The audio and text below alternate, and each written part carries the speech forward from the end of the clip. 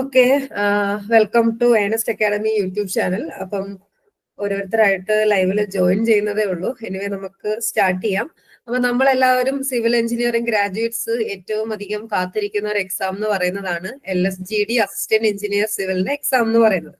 അപ്പം AEയുടെ ഇപ്പൊ ലേറ്റസ്റ്റ് ആയിട്ട് കഴിഞ്ഞ അല്ലെങ്കിൽ ലാസ്റ്റ് കഴിഞ്ഞ AE എക്സാം നോക്കുവാണെങ്കിൽ ഇപ്പോഴും അഡ്വൈസ് പൊക്കോണ്ടിരിക്കുകയാണ്. ഈ കഴിഞ്ഞ ജനുവരിയിലും ലാസ്റ്റ് അഡ്വൈസ് പൊക്കോണ്ടിരിക്കുകയാണ് LSGD. അതായത് കഴിഞ്ഞ ഇയറിലെ അല്ലെങ്കിൽ ഏറ്റവും അവസാനമായി കഴിഞ്ഞ LSGD എക്സാമിന്റെ അഡ്വൈസ് പോവാണ്. അപ്പൊ അതിൽ നിന്ന് തന്നെ നമുക്ക് മനസ്സിലാക്കാം, നമ്മുടെ മെയിൻ ലിസ്റ്റിൽ ഏകദേശം 700-ലധികം കുട്ടികൾ ഉണ്ടായിരുന്നു. അതിലെ പകുതിയോളം കുട്ടികൾക്ക് ഇപ്പം തന്നെ അഡ്വൈസ് പൊക്കോണ്ടിരിക്കുകയാണ്. അപ്പം ഇനി വരാൻ പോകുന്ന എക്സാമും നമുക്ക് അത്രയധികം പ്രതീക്ഷിച്ചു തന്നെ വേണം. ഇപ്പൊ നമ്മുടെ സിവിലുകാരുടെ മുന്നിൽ ഏറ്റവും മെയിൻ ആയിട്ടുള്ള ഒരു എക്സാം എന്ന് പറയുന്നത് LSGD AE തന്നെയാണ്. ഇനി അതിനോടൊപ്പം ഓവർസിയറിന്റെ ഒക്കെ ബാക്കിയുള്ള കുറച്ച് എക്സാമുകൾ വന്നിട്ടുണ്ട്. അതിനുവേണ്ടി പ്രിപ്പയർ ചെയ്യുന്നവരും കാണും.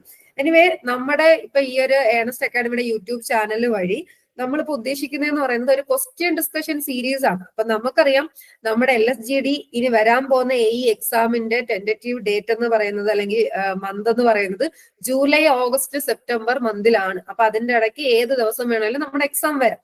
അപ്പൊ ആ ഒരു സമയത്തിനുള്ളിലും ഒത്തിരി ഡീറ്റെയിൽഡ് ആയിട്ട് നമുക്ക് തിയറട്ടിക്കലോ അല്ലെങ്കിൽ തിയറി ഓറിയന്റഡ് ആയിട്ടോ ഫുള്ളായിട്ട് റെക്കോർഡ് ക്ലാസ്സിന് ഫുള്ളായിട്ട് ഇപ്പം ആദ്യമായിട്ട് പ്രിപ്പയർ ചെയ്യുന്നവരുടെ കാര്യമാണ് ഞാൻ പറയുന്നത്. അപ്പം നമുക്ക് ഫുള്ളായിട്ട് പ്രിപ്പയർ ചെയ്യാൻ പറ്റില്ല, എനിക്കിത് സമയമില്ലല്ലോ എന്ന് കരുതുന്നവർക്ക് വേണ്ടിയിട്ടും ഒരു എസ്പെഷ്യലി കൂടുതലാണ് ഞാൻ പറയുന്നത്. അങ്ങനെയുള്ളവർക്കൊക്കെ ഏറ്റവും ബെനിഫിറ്റ് ആയിട്ട് കരുതാവുന്ന ഒരു സീരീസ് തന്നെയാണ് നമ്മളിപ്പോ സ്റ്റാർട്ട് ചെയ്യുന്നത്. എന്ന് വെച്ചാൽ ക്വസ്റ്റ്യൻ ഡിസ്കഷൻ വഴി അല്ലെങ്കിൽ MCQ ആവാം, അതിൽ തന്നെ പ്രീവിയസ് ഇയർ ക്വസ്റ്റ്യൻസ് നമ്മൾ ഇൻക്ലൂഡ് ചെയ്യുന്നുണ്ട്. സോ ക്വസ്റ്റ്യൻ ഡിസ്കഷൻ വഴി നമ്മുടെ സിലബസ് ഓറിയന്റഡ് ആയിട്ട് തന്നെ ആയിരിക്കും ക്വസ്റ്റ്യൻ ഡിസ്കഷൻ നമ്മൾ ചെയ്യാൻ പോകുന്നത്. അപ്പം ഓരോ സബ്ജക്റ്റും അതിനകത്തുള്ള സിലബസിലുള്ള ഓരോ ടോപ്പിക് വൈസ് ആയിട്ട് നമ്മൾ ക്വസ്റ്റ്യൻ ഡിസ്കഷനിലൂടെ നമ്മുടെ എക്സാമിന് നമ്മൾ പ്രിപ്പയർ ചെയ്യാൻ പോവുകയാണ്. അപ്പം എക്സാമിന് പ്രിപ്പയർ ഓൾറെഡി പണ്ട് തൊട്ടേ മീൻസ് ഒരു വർഷത്തിൽ കൂടുതലായിട്ടോ അല്ലെങ്കിൽ കഴിഞ്ഞ ഇയർ തൊട്ടോ അല്ലെങ്കിൽ ഈ ഒരു ഇയർ തൊട്ടോ ഒക്കെ പഠിക്കുന്ന കുട്ടികളാണെങ്കിലും അതുപോലെ തന്നെ ഇപ്പം പ്രിപ്പറേഷൻ സ്റ്റാർട്ട് ചെയ്യാൻ പോകുന്നവർക്കാണെങ്കിലും ഒരു ബെനിഫിറ്റ് തന്നെയാണ് ഈ ഒരു ക്വസ്റ്റ്യൻ ഡിസ്കഷൻ സീരീസ് എന്ന് പറയുന്നത്. അതുകൊണ്ട് മാക്സിമം നിങ്ങൾ കവർ ചെയ്യാൻ ശ്രമിക്കുക. കാരണം നിങ്ങളിപ്പം ഈ ഒരു ടോപ്പിക്ക് പഠിച്ചില്ല എന്നും പറഞ്ഞ് ക്വസ്റ്റ്യൻ ഡിസ്കഷൻ കാണാതിരിക്കേണ്ട കാര്യമില്ല. ആ ഓരോ ക്വസ്റ്റ്യനും കാണുമ്പോൾ ഞാൻ ആ ക്വസ്റ്റ്യനുമായി ബന്ധപ്പെട്ടുള്ള അല്ലെങ്കിൽ അതിന്റെ ഓപ്ഷൻസിൽ കൊടുത്തേക്കുന്ന തിയറിയുടെ കാര്യമാണെങ്കിലും അല്ലെങ്കിൽ ആ ക്വസ്റ്റ്യന്റെ കൺസെപ്റ്റിന്റെ കാര്യങ്ങളും കൂടി പറഞ്ഞായിരിക്കും ഓരോ സെഷനിലും പോകുന്നത്. അപ്പൊ നിങ്ങൾ ഫ്രഷ് ആയിട്ട് പഠിക്കുന്ന ഒരു ഫീലിംഗും വരത്തില്ല. എന്നാൽ നിങ്ങൾക്ക് എക്സാം ഓറിയന്റഡ് ആയിട്ട് ക്വസ്റ്റ്യൻ ഡിസ്കഷൻ ഇപ്പൊ പ്രീവിയസ് ഇയറിന്റെ പാറ്റേൺ നമുക്ക് അറിയണമല്ലോ. ആ ഒരു രീതിക്ക് തന്നെയാണ് ചെറിയ ചെറിയ മാറ്റങ്ങളാണ് ഓരോ ഇയർ കഴിയുമ്പോഴും വരുന്നത്. അപ്പൊ അതെല്ലാം കൂടെ കണക്കിലെടുത്തിട്ടുള്ള ഒരു ക്വസ്റ്റ്യൻ ഡിസ്കഷൻ ആണ്. സോ ആരും സ്കിപ്പ് ചെയ്യാതെ മാക്സിമം കവർ ചെയ്യാൻ ശ്രമിക്കുക. നമ്മുടെ മുന്നിലുള്ളതെന്ന് പറയുന്നത് ഈ ഒരു ജൂലൈ, ഓഗസ്റ്റ്, സെപ്റ്റംബറിൽ നടക്കാൻ പോകുന്ന LSGD AE എക്സാം ആണ്. അപ്പൊ അതിനുവേണ്ടി മാക്സിമം ക്വസ്റ്റ്യൻസ് വർക്ക്ഔട്ട് ചെയ്യുക. അതുവഴി നമുക്ക് സിലബസ് കവർ ചെയ്യാം. ഓക്കെ, അപ്പൊ ഞാൻ കൂടുതൽ അതിന്റെ ഇൻട്രൊഡക്ഷൻ നമ്മളിപ്പം കുറച്ച് വെബിനാർസ് ഒക്കെ നമ്മുടെ ചാനലിൽ എടുത്തിട്ടുണ്ട്. അപ്പൊ വെബിനാർസ് ഒക്കെ കാണുവാണെങ്കിൽ നിങ്ങൾക്ക് ആ ഒരു എക്സാം പാറ്റേണിനെ കുറിച്ചിട്ടും സിലബസിന്റെ കാര്യങ്ങളും ഒക്കെ അതിനെക്കുറിച്ച് അറിയാത്തവർക്ക് മനസ്സിലാവും. ഒരുവിധം എല്ലാവരും അതിനെക്കുറിച്ചൊക്കെ ഓൾറെഡി എല്ലാവർക്കും അറിയാം. എക്സാം ഇപ്പൊ പ്രിപ്പറേഷൻ നടത്തിക്കൊണ്ടിരിക്കുന്നവരാണ്. ഇപ്പൊ ഈ വീഡിയോ കാണുന്നവരാണെങ്കിൽ പോലും നിങ്ങൾ എക്സാമിന് വേണ്ടി പ്രിപ്പയർ ചെയ്യുന്നവർ തന്നെ ആയിരിക്കും. സോ അതിനുവേണ്ടി നമ്മൾ ഫ്രീ വെബിനാറിൽ ഡിസ്കസ് ചെയ്തൊരു കാര്യമാണ് LSGDയുടെ ഇനി വരാൻ പോകുന്ന എക്സാം എന്ന് പറയുന്നത് 573/2024 ആണ്. LSGD AE exam July two September, July ആവാം, ഓഗസ്റ്റ് ആവാം, സെപ്റ്റംബർ ആവാം, എന്ന് വേണേലും എക്സാം ഡേറ്റ് വരാം. അപ്പൊ ഇതിപ്പം നമ്മുടെ മുന്നിൽ ഇപ്പൊ ഫെബ്രുവരി ലാസ്റ്റ് ആയി, ഇനി മാർച്ച്, ഏപ്രിൽ, മെയ്, ജൂൺ. അപ്പൊ ആ ഒരു ടൈമേ നമ്മുടെ മുന്നിലുള്ളൂ. അപ്പൊ അതിനുള്ളിൽ നിന്നുകൊണ്ട് മാക്സിമം ക്വസ്റ്റ്യൻസ് നമുക്ക് ഡിസ്കസ് ചെയ്ത് അതിന്റെ കൺസെപ്റ്റ് അല്ലെങ്കിൽ അതിന്റെ പോർഷൻസ് കവർ ചെയ്ത് എക്സാമിന് പ്രിപ്പയർ ചെയ്യാം. ഇനി ലാസ്റ്റ് ഞാൻ പറഞ്ഞു AEയുടെ LSGD ലാസ്റ്റ് എക്സാം നോക്കുവാണെങ്കിൽ ഏകദേശം 700+ കാൻഡിഡേറ്റ്സ് മെയിൻ ലിസ്റ്റിൽ ഉണ്ടായിരുന്നു. അതിൽ തന്നെ ഇപ്പോ 349 അഡ്വൈസ് പോയിട്ടുണ്ട്. അപ്പൊ ഇനി അഡ്വൈസ് പൊക്കോണ്ടിരിക്കുകയാണ്. അപ്പൊ എന്തായാലും നമുക്ക് ഉറപ്പിക്കാം, നമ്മുടെ മെയിൻ ലിസ്റ്റിലുള്ള ഹാഫ് ആൾക്കാർക്കും എന്തായാലും അഡ്വൈസ് പോകുന്നുണ്ട്. സോ അത്രയും ഒരു ലിസ്റ്റ് ഇനി വരാൻ പോകുന്ന എക്സാമിലും അതിൽ കൂടുതൽ ആൾക്കാരെ എടുക്കാം. ചിലപ്പോൾ അതിൽ ഈ ഒരു റേഞ്ചും ആവാം. സോ നമുക്ക് ആ ഒരു ഇത്ര ആൾക്കാരിൽ ഒരാളാവണം നമ്മൾ. അതാണ് നമ്മുടെ എല്ലാവരുടെയും എയിം എന്ന് പറയുന്നത്. സോ അതിനുവേണ്ടി നമുക്ക് നമ്മുടെ പ്രിപ്പറേഷൻ സ്റ്റാർട്ട് ചെയ്യാം.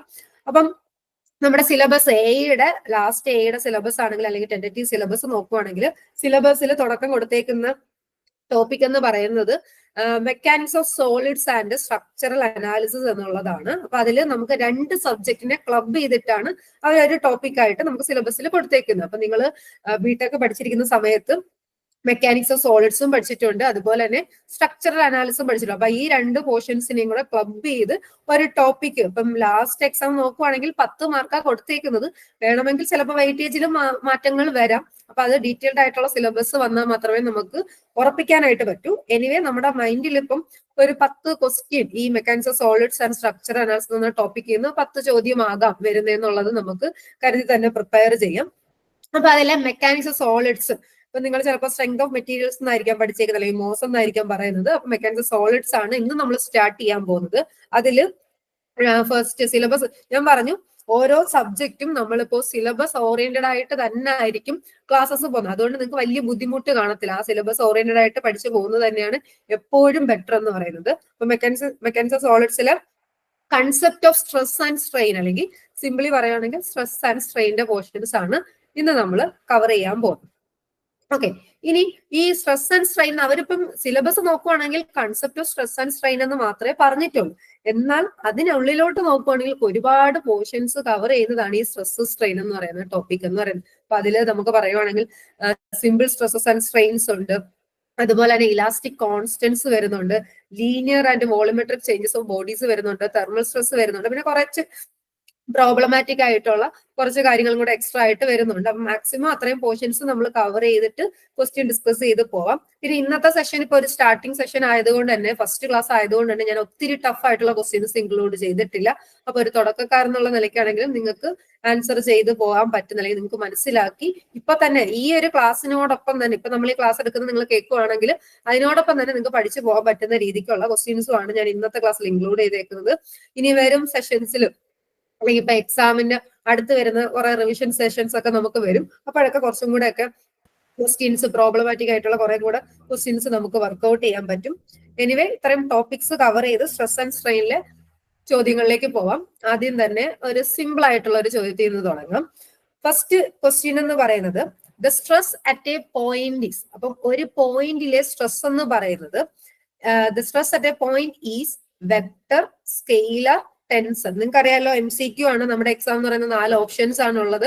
അപ്പൊ അതില് നിങ്ങളിപ്പോ ഏത് സബ്ജക്ട് ഏത് എക്സാമിന് പോവുകയാണെങ്കിലും എപ്പോഴും 4 ഓപ്ഷന് വായിച്ചു നോക്കിയിട്ട് ആൻസർ ചെയ്യാം. പെട്ടെന്ന് നമുക്ക് ക്വസ്റ്റ്യൻ കാണുമ്പോൾ എനിക്ക് ആൻസർ അറിയാന്ന് കരുതി പെട്ടെന്ന് കയറി ഓപ്ഷൻ മാർക്ക് ചെയ്യും. പക്ഷെ പിന്നീട് ഓപ്ഷൻസ് വായിക്കുമ്പോഴാണ് ചിലപ്പം ബോത്ത് എന്നോ അല്ലെങ്കിൽ ഒരേ ആൻസർ വരുന്ന രീതിക്ക് ഒന്നിലധികം ഓപ്ഷൻസ് ഒക്കെ കാണും. അതുകൊണ്ട് എപ്പോഴും ശ്രദ്ധിക്കേണ്ട കാര്യം, നമ്മൾ എത്രമാത്രം പഠിച്ചു നമുക്ക് ഉറപ്പുണ്ടെങ്കിൽ പോലും 4 ഓപ്ഷനും എപ്പോഴും വായിച്ച് തീർത്തിട്ട് വേണം ഫൈനലായിട്ട് ആൻസർ മാർക്ക് ചെയ്യാൻ. അപ്പൊ ഏറ്റവും സിമ്പിൾ ആയിട്ടുള്ള ഒരു പോയിന്റ് ഇതാണ് നമ്മൾ തുടങ്ങാൻ പോകുന്നത്. ഇപ്പൊ നിങ്ങൾക്ക് അറിയാലോ എയുടെ എക്സാം എന്ന് പറയുമ്പോൾ ഒത്തിരി സിമ്പിൾ തിയറി ക്വസ്റ്റ്യൻസ് ഒന്നും വരത്തില്ല, പ്രോബ്ലംസ് ആണ്.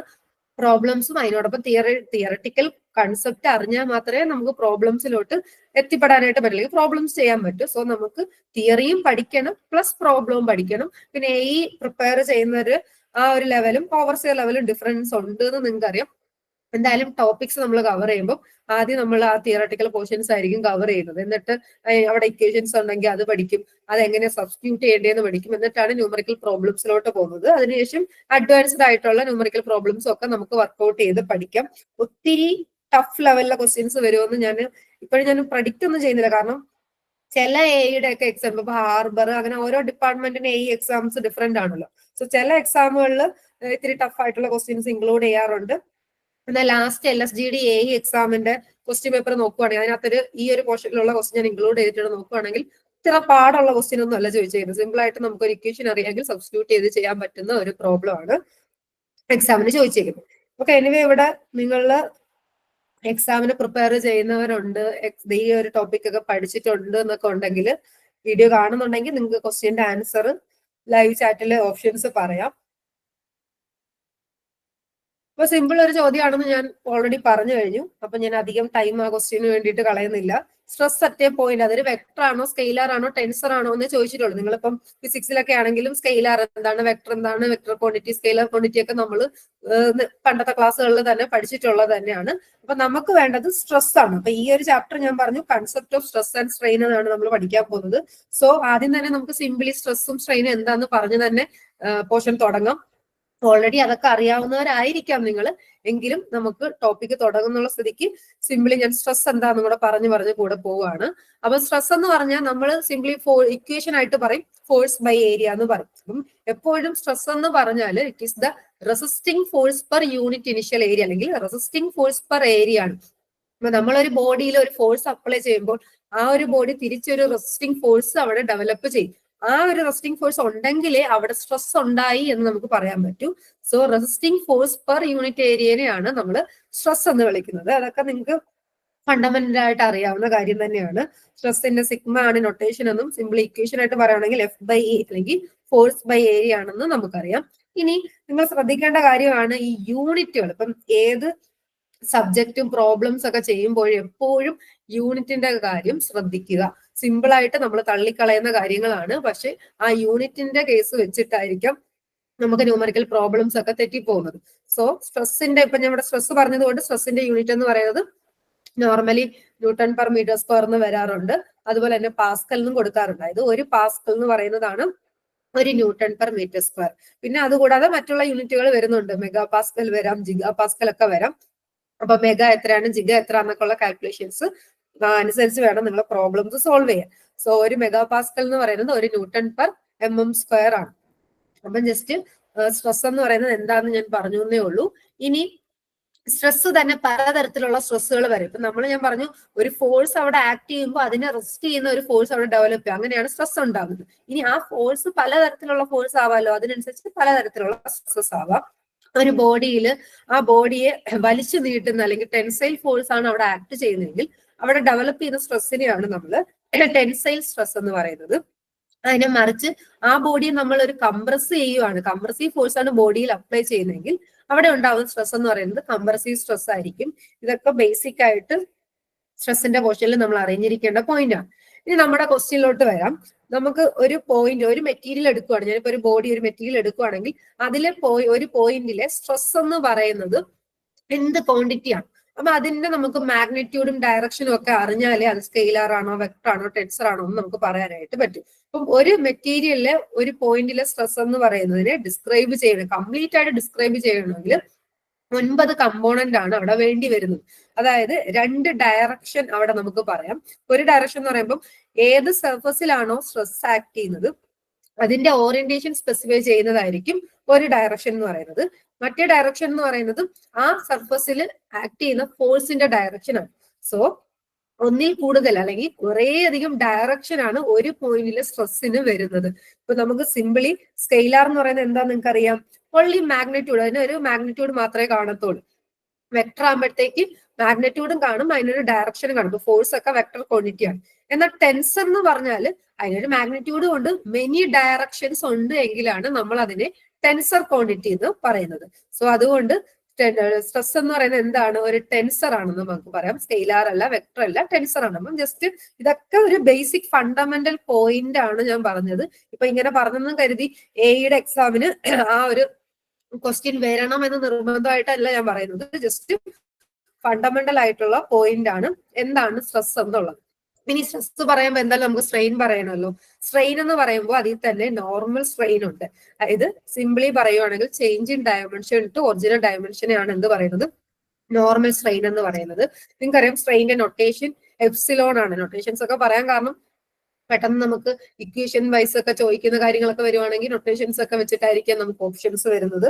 സോ അതുൾപ്പെടെ വേണം നിങ്ങൾ തിയറി പഠിച്ചിരിക്കാനായിട്ട്. അപ്പൊ നോർമൽ സ്ട്രെയിൻ എന്ന് പറഞ്ഞാൽ ചേഞ്ച് ഇൻ ഡയമെൻഷൻ. ഇപ്പൊ ഒരു ബോഡിയെ ഒരു ഫോഴ്സ് അപ്ലൈ ചെയ്ത് അതിനെ വലിച്ചു നീട്ടുവാണെങ്കിൽ അതിന്റെ ലെങ്ത് കൂടുകയാണ് എങ്കിൽ ആ ഉണ്ടായ ചേഞ്ച് ഇൻ ഡയമെൻഷനെ ബൈ ഒറിജിനൽ ഡയമെൻഷൻ ആണ് എന്താ അവിടുത്തെ സ്ട്രെയിൻ എന്ന് പറയുന്നത്. ഇനി അത് നോർമൽ സ്ട്രെയിൻ ആണ് അല്ലെങ്കിൽ ലീനിയർ സ്ട്രെയിൻ ആണ്. ഇനി അടുത്തത് വോളിയോമെട്രിക് സ്ട്രെയിൻ ഉണ്ട്. ഇപ്പൊ ഒരു ബോഡിയുടെ മൊത്തത്തിലായിട്ട് ഒരു ഫുൾ വോളിയം ചേഞ്ച് സംഭവിക്കാം. എല്ലാ ഡയറക്ഷനിലും നമ്മളൊരു ഫോഴ്സ് അപ്ലൈ ചെയ്യുമ്പോൾ അത് കംപ്രസ് ചെയ്തിട്ട് അതിന്റെ വോളിയം ചേഞ്ച് സംഭവിക്കാം. അങ്ങനെ വോളിയം ചേഞ്ച് ഉണ്ടാവുകയാണെങ്കിൽ change in volume to original വോളിയത്തിനെയാണ് നമ്മൾ വോളിയോമെട്രിക് സ്ട്രെയിൻ എന്ന് വിളിക്കുന്നത്. എപ്സിലോൺ വി ആണ് നൊട്ടേഷൻ.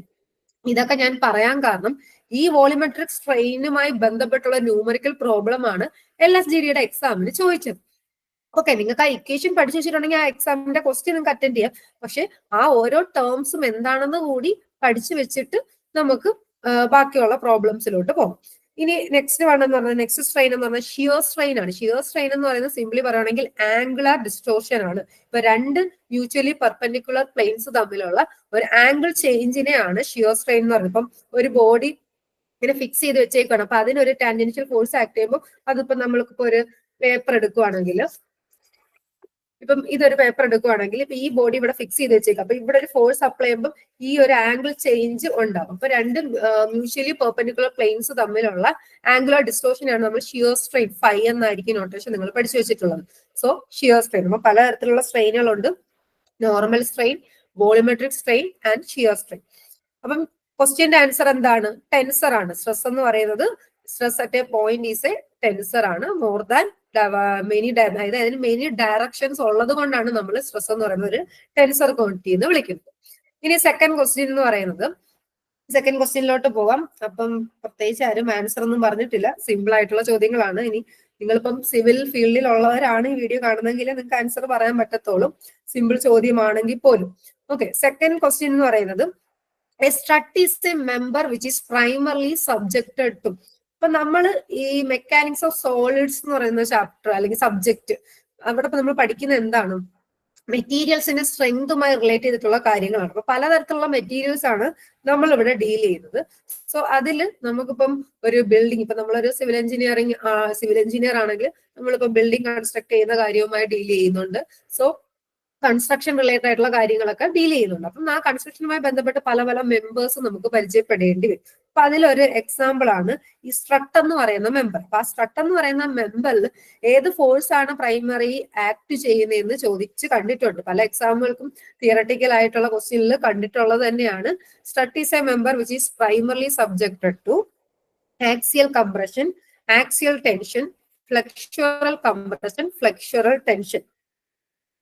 ഇപ്പൊ നിങ്ങൾക്ക് ഒരു ബിൽഡിംഗ് ഉണ്ടെങ്കിൽ സ്ലാബ്, കോളം, അങ്ങനെ ഓരോ മെമ്പേഴ്സ്, ബീം എന്താണ്, സ്ലാബ് എന്താണ്, കോളം എന്താണ്, അങ്ങനെ ഓരോ മെമ്പേഴ്സിനെ കുറിച്ചിട്ടൊക്കെ കാര്യങ്ങളൊക്കെ അറിയാം. അപ്പൊ അതുപോലെ ഒന്നാണ് എന്ത്, ഈ ഡ്രസ്സിനകത്തൊക്കെ വരുന്നതാണ് സ്ട്രട്ട് എന്ന് പറയുന്ന മെമ്പർ. അപ്പൊ സ്ട്രട്ട് എന്ന് പറയുന്ന മെമ്പറിൽ ആക്സിയൽ കംപ്രഷൻ ആണ് ആക്ട് ചെയ്യുന്നത്. ടൈ എന്ന് പറയുന്ന മെമ്പറിലാണ് ആക്സിയൽ ടെൻഷൻ ആക്ട് ചെയ്യുന്നത്. ഇത് പലയിടത്തും ഈ ഒരു പോയിന്റ് ചോദിച്ചു കണ്ടിട്ടുണ്ട്, അതുകൊണ്ട് തന്നെയാണ് ഞാൻ ഇൻക്ലൂഡ് ചെയ്തത്. സിമ്പിൾ ആയിട്ട് നിങ്ങൾ തള്ളിക്കളയേണ്ട കാര്യമില്ല. പലയിടത്തും ഈ ഒരു പോയിന്റ് കണ്ടിട്ടുണ്ട്, ഈ ടൈ എന്ന് പറയുന്ന ആക്സിയൽ ടെൻഷൻ മെമ്പർ ആണെന്നും സ്ട്രട്ട് എന്ന് പറയുന്ന ആക്സിയൽ കംപ്രഷൻ മെമ്പർ ആണ് എന്നുള്ളത്. നമ്മളിപ്പോ റൂഫ് ബീം അല്ലെങ്കിൽ റൂഫിന്റെ ട്രസ്സൊക്കെ എടുക്കുമ്പോൾ അതിനകത്ത് സ്ട്രട്ട് എന്ന് പറയുന്ന മെമ്പറും ടൈ എന്ന് പറയുന്ന മെമ്പറും കാണാനായിട്ട് പറ്റും. സോ ടൈ ആക്സിയൽ ടെൻഷൻ മെമ്പറും സ്ട്രട്ട് എന്ന് പറയുന്ന ആക്സിയൽ കംപ്രഷൻ മെമ്പറും ആണ്. സോ ആൻസർ ഓപ്ഷൻ എ ആണ്. അടുത്ത ചോദ്യം, shear strain is defined as. അപ്പൊ തൊട്ട് മുന്നേ ഞാൻ ടൈപ്പ് ഓഫ്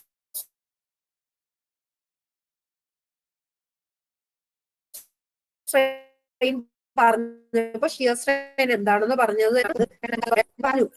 തിയറട്ടിക്കൽ ക്വസ്റ്റ്യൻ ഞാൻ മനഃപൂർവ്വം തന്നെ ഇൻക്ലൂഡ് ചെയ്തതാണ്. അപ്പൊ ആ ഒരു തിയറട്ടിക്കൽ ക്വസ്റ്റ്യനിൽ നിന്ന് നിങ്ങൾ പതുക്കെ പതുക്കെ ന്യൂമറിക്കൽ പ്രോബ്ലംസും പിന്നെ അതിൽ നിന്ന് ലെവല് കൂട്ടി കൂട്ടി കൂട്ടി പഠിച്ചു പോകും. എപ്പോഴും നമ്മൾ ഫ്രഷ് ആയിട്ട് പഠിക്കുന്ന ഒരു കുട്ടിയാണെന്നുണ്ടെങ്കിലും ബേസിസ് പഠിച്ച് അല്ലെങ്കിൽ ആ ഒരു തിയറട്ടിക്കൽ പോർഷൻ ഒക്കെ ഒന്ന് കവർ ചെയ്ത് കാര്യങ്ങളൊക്കെ എന്തൊക്കെയാണെന്ന് മനസ്സിലാക്കി പ്രോബ്ലംസിലോട്ട് പോകുന്നത് തന്നെ ആയിരിക്കും ബെറ്റർ. അല്ലെങ്കിൽ നമ്മൾ വെൽ പ്രിപ്പയർഡ് ആയിട്ടുള്ള ഒരാളാണെങ്കിൽ എക്സാമിന്റെ ടൈമിൽ പ്രോബ്ലംസ്, ന്യൂമറിക്കൽ പ്രോബ്ലംസ് വർക്ക്ഔട്ട് ചെയ്താൽ മതി.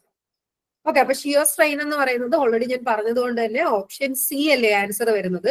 Change in angle between two planes at right angle ആണ്. അപ്പൊ രണ്ട് മ്യൂച്വലി പെർപെൻഡിക്കുലർ പ്ലെയിൻസ് തമ്മിലുള്ള ചേഞ്ച് ഇൻ ആംഗിളിനെയാണ് നമ്മൾ ഷിയർ സ്ട്രെയിൻ എന്ന് വിളിക്കുന്നത്. So answer option C. അടുത്ത ചോദ്യം, the property of a material by which it can be beaten or rolled into plates is called. അപ്പൊ നമ്മൾ മെക്കാനിക്സ് ഓഫ് സോളിഡ്സ് അല്ലെങ്കിൽ സ്ട്രെങ്ത് ഓഫ് മെറ്റീരിയൽസിനെ കുറിച്ചാണ് പഠിക്കുന്നത്. സോ മെറ്റീരിയൽസിന്റെ പ്രോപ്പർട്ടീസ് നിങ്ങളൊന്ന് പഠിച്ചു വെച്ചേക്കാം. മാച്ച് ദ ഫോളോയിങ് ആയിട്ടും അതുപോലെ തന്നെ സ്റ്റേറ്റ്മെന്റ് റിലേറ്റഡ് ആയിട്ടുള്ള ക്വസ്റ്റ്യൻസിൽ കണ്ടിട്ടുണ്ട്. തിയറട്ടിക്കൽ പോർഷൻ ആണെങ്കിൽ പോലും സ്റ്റേറ്റ്മെന്റ് റിലേറ്റഡ് ആയിട്ടുള്ള, നിങ്ങൾക്ക് അറിയാലോ ഇപ്പോൾ ഉള്ള എക്സാമുകൾക്ക് സ്റ്റേറ്റ്മെന്റ് റിലേറ്റഡ് ആയിട്ടുള്ള ക്വസ്റ്റ്യൻസ് വരാറുണ്ട്, മാച്ച് ദ ഫോളോയിങ് ഒക്കെ വരാം. അപ്പം ഏത് എക്സാം നിങ്ങൾ പ്രിപ്പയർ ചെയ്യുകയാണെങ്കിലും അതിന് ഒരു യൂസ്ഫുൾ ആയിട്ടുള്ള പോർഷൻസ് തന്നെയാണ് ഈ മെറ്റീരിയലിന്റെ പ്രോപ്പർട്ടീസ് എന്ന് പറയുന്നത്. സിമ്പിൾ തിയറി ആണെങ്കിൽ ചിലപ്പോൾ നമുക്ക് അറിയാവുന്ന കാര്യമാണ് നമ്മൾ കൊണ്ട് തെറ്റിക്കാറുള്ളത്. സോ എത്ര നമ്മൾ സിമ്പിൾ ആയിട്ട് തോന്നിയാലും എത്ര അറിയാവുന്ന കാര്യമാണെന്ന് തോന്നിയാലും എക്സാമിന് പ്രിപ്പയർ ചെയ്യുമ്പോൾ അതൊന്ന് വായിച്ച് തന്നെ പോവുക, വായിച്ച് പഠിച്ച് തന്നെ പോവുക. സോ അതിൽ നിന്നുള്ളൊരു ചോദ്യമാണ് material property. The property of a material by which it can be beaten or rolled into plates. അപ്പൊ ഒരു മെറ്റീരിയലിനെ നമുക്ക് ബീറ്റ് ചെയ്ത് റോൾ ചെയ്ത് പ്ലേറ്റുകളാക്കി മാറ്റാൻ പറ്റുന്ന അതിന്റെ പ്രോപ്പർട്ടി എന്ത് വിളിക്കാം? വാല്യബിലിറ്റി, പ്ലാസ്റ്റിസിറ്റി, ഡക്ടിലിറ്റി, ഇലാസ്റ്റിസിറ്റി. അപ്പൊ ജസ്റ്റ് മെറ്റീരിയൽ പ്രോപ്പർട്ടീസ് ഒക്കെ ഞാൻ ഒന്ന് പരിചയപ്പെടുത്താം. മെറ്റീരിയൽ പ്രോപ്പർട്ടീസ് അല്ലെങ്കിൽ മെക്കാനിക്കൽ പ്രോപ്പർട്ടീസ്, മെറ്റീരിയൽസിന്റെ മെക്കാനിക്കൽ പ്രോപ്പർട്ടീസ് ഒരുപാട് പ്രോപ്പർട്ടീസ് വരുന്നുണ്ട്. നമ്മളിപ്പോ സ്ട്രെങ്ത് ഓഫ് മെറ്റീരിയൽസ് പഠിക്കുന്നതെന്ന് പറഞ്ഞു. സോ സ്ട്രെങ്ത് എന്ന് പറയുന്നത് തന്നെ ഒരു പ്രോപ്പർട്ടിയാണ്. Then elasticity, then plasticity, ductility, malleability, brittleness, stiffness, hardness ഉണ്ട്, ക്രീപ്പ് ഉണ്ട്, fatigue, resilience, toughness and weldability. അപ്പൊ ഇത്രയൊക്കെയാണ് മെയിൻ ആയിട്ടുള്ള മെറ്റീരിയൽസിന്റെ മെക്കാനിക്കൽ പ്രോപ്പർട്ടീസ് എന്ന് പറഞ്ഞാൽ. അപ്പൊ അതൊക്കെ എന്തൊക്കെയാണെന്നുള്ളതും കൂടി ഞാൻ പോയിന്റ് ഇവിടെ ഇൻക്ലൂഡ് ചെയ്തിട്ടുണ്ട്. ഡീറ്റെയിൽഡ് ആയിട്ട് അതിനെ കുറിച്ചിട്ട് നിങ്ങൾ നോക്കി വെച്ചേക്കാം. അപ്പൊ സ്ട്രെങ്ത്, ഒരു മെറ്റീരിയലിന്റെ സ്ട്രെങ്ത് എന്ന് പറഞ്ഞാൽ എന്താണ്? നമ്മളൊരു ലോഡ്, ഇപ്പൊ എനിക്കൊരു സ്ട്രെങ്ത് ഉണ്ടെന്ന് പറഞ്ഞാൽ എന്നെ ആരെങ്കിലും ഒന്ന് ഇടിക്കുകയോ അങ്ങനെ ചെയ്യുകയാണെങ്കിൽ അതിനെ എനിക്ക് റെസിസ്റ്റ് ചെയ്യാനായിട്ട് പറ്റണം. അപ്പൊ എനിക്ക് സ്ട്രെങ്ത് ഉണ്ടെന്ന് പറയാനായിട്ട് പറ്റും. അപ്പൊ അതുപോലെ തന്നെ സ്ട്രെങ്ത് എന്ന് പറഞ്ഞാൽ it is the ability of a material to resist the externally applied load. അപ്പൊ എക്സ്റ്റേണലി അപ്ലൈ ചെയ്യുന്ന ലോഡിനെ റെസിസ്റ്റ് ചെയ്യുന്ന ഒരു മെറ്റീരിയലിന്റെ എബിലിറ്റിയാണ് അതിന്റെ സ്ട്രെങ്ത് എന്ന് വിളിക്കുന്നത്. നെക്സ്റ്റ് പ്രോപ്പർട്ടി എന്ന് പറയുന്നത് ഇലാസ്റ്റിസിറ്റി ആണ്. ഇലാസ്റ്റിസിറ്റി നമ്മൾ കേട്ട് പരിചയമുള്ള ഒരു വാക്കാണ്. അതായത് ഒരു മെറ്റീരിയലിന്റെ പ്രോപ്പർട്ടി, അതിന്റെ എക്സ്റ്റേണലി അപ്ലൈഡ് ലോഡ്. ഇപ്പൊ ഒരു മെറ്റീരിയലിനകത്ത് ഞാനൊരു ലോഡ് അപ്ലൈ ചെയ്തു. ആ ഒരു എക്സ്റ്റേണലി അപ്ലൈ ചെയ്ത ലോഡിനെ ഞാൻ റിമൂവ് ചെയ്യുമ്പോഴത്തേക്ക് ആ മെറ്റീരിയൽ അതിന്റെ ഒറിജിനൽ ഷേപ്പ് റീഗെയിൻ ചെയ്യുവാണെങ്കിൽ ആ മെറ്റീരിയൽ എന്തെന്ന് പറയാം? അതൊരു ഇലാസ്റ്റിക് മെറ്റീരിയൽ ആണെന്ന് പറയാം. സോ ആ ഒരു പ്രോപ്പർട്ടീനെയാണ് ഇലാസ്റ്റിസിറ്റി എന്ന് പറയുന്നത്. ദെൻ തേർഡ് വൺ എന്ന് പറയുന്ന പ്ലാസ്റ്റിസിറ്റി ആണ്. പ്ലാസ്റ്റിസിറ്റി എന്ന് പറയുന്നത് ഇത് ഇപ്പൊ തൊട്ട് പറഞ്ഞ ഇലാസ്റ്റിസിറ്റിയിൽ പറഞ്ഞപ്പോ ലോഡ് റിമൂവ് ചെയ്തപ്പോൾ അത് ഒറിജിനൽ ഷേപ്പിലെത്തി. എന്നാൽ ലോഡ് റിമൂവ് ചെയ്തിട്ട് അത് ഒറിജിനൽ ഷേപ്പിലോട്ട് എത്താൻ പറ്റുന്നില്ല എന്നുണ്ടെങ്കിൽ അതെന്താണ്? പ്ലാസ്റ്റിസിറ്റിയാണ്. അതായത് ആ ഒരു മെറ്റീരിയലിന് പെർമനന്റ് ആയിട്ട് ഡീഫോർമേഷൻ സംഭവിച്ചു എന്ന് നമുക്ക് പറയാം. ഇനി ദെൻ ഫോർത്ത് പ്രോപ്പർട്ടിയാണ് ഡക്ടിലിറ്റി എന്ന് പറയുന്നത്. ഡക്ടിലിറ്റി എന്ന് പറഞ്ഞാൽ നമുക്കൊരു മെറ്റീരിയലിനെ വലിച്ചു നീട്ടി ചെറിയ തിൻ വയേഴ്സ് ആക്കി മാറ്റാൻ പറ്റുന്ന അതിന്റെ പ്രോപ്പർട്ടിയാണ് ductility എന്ന് പറയുന്നത്. It is the property of a material that enables it to be drawn into thin wire with the application of, എന്തായാലും വലിച്ചു നീട്ടണമെങ്കിൽ ടെൻസൈൽ ലോഡ് ആണല്ലോ അവിടെ അപ്ലൈ ചെയ്യുന്നത്. സോ അതാണ് ductility. Then fifth property malleability ആണ്. നമുക്ക് മലയാളത്തിൽ പറയുവാണെങ്കിൽ അടിച്ചു പരത്താൻ പറ്റുന്നത്. അതായത് മാലിയബിലിറ്റി എന്ന് പറഞ്ഞാൽ it is the ability of the material which enables it to be flattened into thin sheet. അപ്പം നമുക്ക് ഹെവി കംപ്രസീവ് ഫോഴ്സസ് ഒക്കെ കൊടുത്തിട്ട് നമ്മൾക്കുള്ള ആ മെറ്റീരിയലിനെ ഫ്ലാറ്റൻ ചെയ്ത് തിൻ ഷീറ്റുകളാക്കി മാറ്റാൻ പറ്റുമെങ്കിൽ അത് മാല്യബിൾ ആണെന്ന് പറയാനായിട്ട് പറ്റും. അല്ലെങ്കിൽ റോൾ ചെയ്ത് ഹാമർ ചെയ്ത് തിൻ ഷീറ്റുകളാക്കി മാറ്റാൻ പറ്റും. ആ ഒരു പ്രോപ്പർട്ടിയാണ് ഇത് മാല്യബിലിറ്റി എന്ന് പറയുന്നത്. നെക്സ്റ്റ് വൺ എന്ന് പറഞ്ഞാൽ ബ്രിട്ടിൽനെസ് ആണ്. തൊട്ട് മുന്നേ നമ്മൾ ഡക്ടിലിറ്റി പറഞ്ഞു, അതിന്റെ ജസ്റ്റ് ഓപ്പോസിറ്റ് ആണ് ബ്രിട്ടിൽനെസ് എന്ന് പറഞ്ഞത്. പെട്ടെന്ന് പൊട്ടിപ്പോവുക. അപ്പൊ ഗ്ലാസ് ഒക്കെ എടുക്കുകയാണെങ്കിൽ അത് ബ്രിട്ടിൽ ആണെന്ന് പറയാം. ബ്രിട്ടിൽനെസ് എന്ന് പറഞ്ഞാൽ it is the property of breaking of a material ആണ് വിത്ത് ലിറ്റിൽ പെർമനന്റ് ഡിസ്റ്റോർഷൻ ആയിരിക്കും. Material having less than 5% elongation ആയിരിക്കും. സോ അങ്ങനെയുള്ളതിനെയാണ് ബ്രിട്ടിൽ ആണ് എന്ന് പറയുന്നത്. ദെൻ സ്റ്റിഫ്നെസ് എന്ന് പറഞ്ഞാലും അണ്ടർ സ്ട്രെസ്സിന്റെ അണ്ടറിൽ ഡീഫോർമേഷനെ റെസിസ്റ്റ് ചെയ്യുന്ന മെറ്റീരിയലിന്റെ പ്രോപ്പർട്ടിയെ നമുക്ക് അതിന്റെ സ്റ്റിഫ്നെസ് വാല്യൂ അല്ലെങ്കിൽ സ്റ്റിഫ്നെസ് വാല്യൂ എന്നൊക്കെ നിങ്ങൾ കേട്ടിട്ടില്ലേ? സോ അതിന് എത്രമാത്രം സ്റ്റിഫ്നെസ് ആണ് അതിനെയാണ് ability of a material to resist deformation under stress എന്ന് പറയുന്നത്. അല്ലെങ്കിൽ നമുക്ക് അതിന് മറ്റൊരു രീതിക്ക് പറയുവാണെങ്കിൽ the resistance of a material to elastic deformation. അപ്പം അത് ഡീഫോം ചെയ്യുന്നതിന് റെസിസ്റ്റ് ചെയ്യുന്നു. ആ ഒരു റെസിസ്റ്റൻസിനെയാണ് നമ്മൾ അതിന്റെ സ്റ്റിഫ്നെസ് അഥവാ റിജിഡിറ്റി എന്ന് പറയുന്നത്. നെക്സ്റ്റ് വൺ എന്ന് പറയുന്നത് ഹാർഡ്നെസ് ആണ്. ഹാർഡ്നെസ് എന്ന് പറയുമ്പോൾ ഇപ്പൊ അതിനെ കട്ട് ചെയ്യാൻ പറ്റും. അതായത് ഒരു മെറ്റൽ വെച്ചിട്ട് മറ്റൊരു മെറ്റലിനെ കട്ട് ചെയ്യാൻ പറ്റുവാണെങ്കിൽ അത് എത്രമാത്രം ഹാർഡ്നെസ് എന്നുള്ളതിനെ ഡിപ്പെൻഡ് ചെയ്തിരിക്കും. അതിനെ ഹാർഡ്നെസ് എന്ന് പറയുന്നു. ദെൻ അടുത്തത് ക്രീപ്പ് എന്ന് പറഞ്ഞാൽ ഒരു മെറ്റീരിയലില് ഹൈ കോൺസ്റ്റന്റ് സ്ട്രെസ് അതിന് സബ്ജക്റ്റഡ് ആവുകയാണ് for a longer period of time. അങ്ങനെയാണെങ്കിൽ അതിനൊരു slow and permanent deformation undergo നടക്കും. അതിനെ നമുക്ക് ക്രീപ്പ് എന്ന് വിളിക്കാം. So slow and permanent deformation ആണ് ഫോർ എ ലോങ് പീരീഡിൽ ഒരു കോൺസ്റ്റന്റ് സ്ട്രെസ് അവിടെ ഉണ്ടാവുകയാണ് എങ്കിലാണ് ക്രീപ്പ് ഡെവലപ്പ് ചെയ്യുന്നത്, അല്ലെങ്കിൽ ക്രീപ്പ് ഉണ്ടാവും എന്ന് പറയുന്നത്. ഇനി നെക്സ്റ്റ് എന്ന് പറയുന്നതാണ് റെസീലിയൻസ് പ്രോപ്പർട്ടി എന്ന് പറയുന്നത്. റെസീലിയൻസ് എന്ന് പറഞ്ഞാൽ it is the amount of energy which A body can absorb without permanent deformation. Permanent deformation കൂടാതെ ഒരു ബോഡിക്ക് എത്രമാത്രം എനർജി അബ്സോർബ് ചെയ്യാൻ പറ്റും, അതാണ് അതിന്റെ റെസീലിയൻസ് എന്ന് പറയുന്ന പ്രോപ്പർട്ടി. ദെൻ ടഫ്നെസ് ആണ് അടുത്ത പ്രോപ്പർട്ടി. ടഫ്നെസ് എന്ന് പറഞ്ഞാൽ നമുക്ക് ആ ഒരു എത്രമാത്രം ടഫാണ് ഒരു മെറ്റീരിയൽ എന്ന് വെച്ചാൽ ബ്രേക്കിംഗ് കൂടാതെ, ബ്രേക്കിംഗ് നടക്കാതെ ആ മെറ്റീരിയൽ എത്രമാത്രം എനർജി അബ്സോർബ് ചെയ്യാൻ പറ്റും എന്നതാണ് അതിന്റെ ടഫ്നെസ് കൊണ്ട് ഉദ്ദേശിക്കുന്നത്. അല്ലെങ്കിൽ അതിനെ പറയാം it is the ability of a material to absorb energy and deform plastically without fracturing. അവിടെ ബ്രേക്ക് ചെയ്യാനായിട്ട് പാടില്ല. ഇനി ലാസ്റ്റ് പ്രോപ്പർട്ടിയാണ് വെൽഡബിലിറ്റി എന്ന് പറയുന്നത്. അതായത് ഒരു മെറ്റീരിയൽ നമുക്ക് വെൽഡ് ചെയ്യാൻ പറ്റണം. അപ്പം അതിനുശേഷം വെൽഡബിലിറ്റി എന്ന് പറയുമ്പോൾ ഒരു മെറ്റീരിയലിന്റെ എബിലിറ്റി ടു ബി വെൽഡ്, അതിനെ വെൽഡ് ചെയ്യാൻ പറ്റണം. അതുപോലെ തന്നെ and retain its properties after വെൽഡിങ്ങിന് ശേഷം അതിന്റെ പ്രോപ്പർട്ടീസ് ഒക്കെ അതിനെ റീറ്റെയിൻ ചെയ്യാനും പറ്റണം. അങ്ങനെയെങ്കിൽ മാത്രമാണ് ആ ഒരു മെറ്റീരിയലിന് വെൽഡബിലിറ്റി ഉണ്ട് എന്ന് പറയുന്നത്. സോ ഇത്രയൊക്കെ പറഞ്ഞത് ജസ്റ്റ് ആ ഒരു മെറ്റീരിയൽസിന്റെ ഒക്കെ മെക്കാനിക്കൽ പ്രോപ്പർട്ടീസ് നിങ്ങളെ ഒന്ന് പരിചയപ്പെടുത്താൻ വേണ്ടിയിട്ടാണ്. അപ്പൊ നമ്മുടെ ചോദ്യത്തിന്റെ ആൻസർ വരുന്നത് എന്താണ്? തിൻ പ്ലേറ്റ്സുകളാക്കി മാറ്റുന്ന ഏതാണ്? മാലിയബിലിറ്റി ആണ് പ്രോപ്പർട്ടി എന്ന് പറയുന്നത്. The property of a material by which it can be beaten or rolled into plates എന്ന് പറയുന്നത് മാലിയബിലിറ്റി ആണ്, ഓപ്ഷൻ എ. അടുത്ത ചോദ്യം അതിൽ നിന്ന് തന്നെയുള്ള ക്വസ്റ്റ്യൻ ആണ്. The ability to absorb mechanical energy up to failure. തൊട്ട് മുന്നേ നമ്മൾ ആ തിയറി ഞാൻ വായിച്ചു പോയി, അല്ലെങ്കിൽ തിയറി പറഞ്ഞു പോയതാണ്. സോ അത് കേട്ടിട്ടുണ്ടെങ്കിൽ നിങ്ങൾക്ക് ആൻസർ പറഞ്ഞു പോവാം. Ability to absorb mechanical energy up to failure എന്ന് പറയുന്നത് എന്താണ്? ഓരോ പ്രോപ്പർട്ടി, ടഫ്നെസ് എന്താന്ന് ഞാൻ പറഞ്ഞു, ക്രീപ്പ് എന്താന്ന് പറഞ്ഞു, അതുപോലെ തന്നെ ഹാർഡ്നെസ് പറഞ്ഞു, ടെനസിറ്റി എന്ന് പറയുന്നത്, അല്ലെങ്കിൽ ഓരോ പ്രോപ്പർട്ടീസ്, ഒരുപാടധികം പ്രോപ്പർട്ടീസ് നമ്മൾ ഡീൽ ചെയ്യുന്നതാണ് ഈ സ്ട്രെങ്ത് ഓഫ് മെറ്റീരിയൽസ് എന്ന ചാപ്റ്റർ സബ്ജക്റ്റിൽ തന്നെ. സോ അതില് ability to absorb mechanical energy എന്ന് പറയുന്നത് ടഫ്നെസ് ആണെന്ന് പറഞ്ഞു. ഓപ്ഷൻ എ ആണ് ആൻസർ. അടുത്ത ചോദ്യം, the stress based on actual area of cross section during tension stage of a mild steel specimen is called. ഇപ്പൊ ക്വസ്റ്റ്യൻ എന്ന് പറയുന്നത് ഇതാണ്. നമുക്ക് ഈ ഒരു ചാപ്റ്ററിനകത്ത് നിങ്ങൾ മൈൽഡ് സ്റ്റീലിന്റെ സ്ട്രെസ് സ്ട്രെയിൻ കർവ് ഒക്കെ പഠിച്ചിട്ടുണ്ട്. ആ സ്ട്രെസ് സ്ട്രെയിൻ കർവ് വരയ്ക്കുന്നതിന് മുന്നേ അതിന്റെ ടെൻഷൻ ടെസ്റ്റ് ആണ് നമുക്ക് ലാബിലും ഒക്കെ നിങ്ങൾക്ക് ആ ടെൻഷൻ ടെസ്റ്റ് ഒക്കെ നിങ്ങൾ ചെയ്തിട്ടുള്ളതാണ്. സോ ആ ഒരു ടെൻഷൻ സ്റ്റേജിന്റെ സമയത്ത് നമ്മുടെ മൈൽഡ് സ്റ്റീൽ സ്പെസിമെനിൽ ഏരിയ ചേഞ്ച് ഒക്കെ സംഭവിക്കുന്നുണ്ട്. എന്നാൽ stress based on actual area of cross section during tension stage ആണ് ചോദിച്ചേക്കുന്നത്. ആ ഒരു സ്ട്രെസ്സിനെ നമുക്ക് എന്ത് വിളിക്കാം? നോമിനൽ സ്ട്രെസ് എന്ന് വിളിക്കോ, നോർമൽ സ്ട്രെസ് എന്ന് വിളിക്കോ, ട്രൂ സ്ട്രെസ് എന്ന് വിളിക്കോ, ഈൽഡ് സ്ട്രെസ് എന്ന് വിളിക്കോ?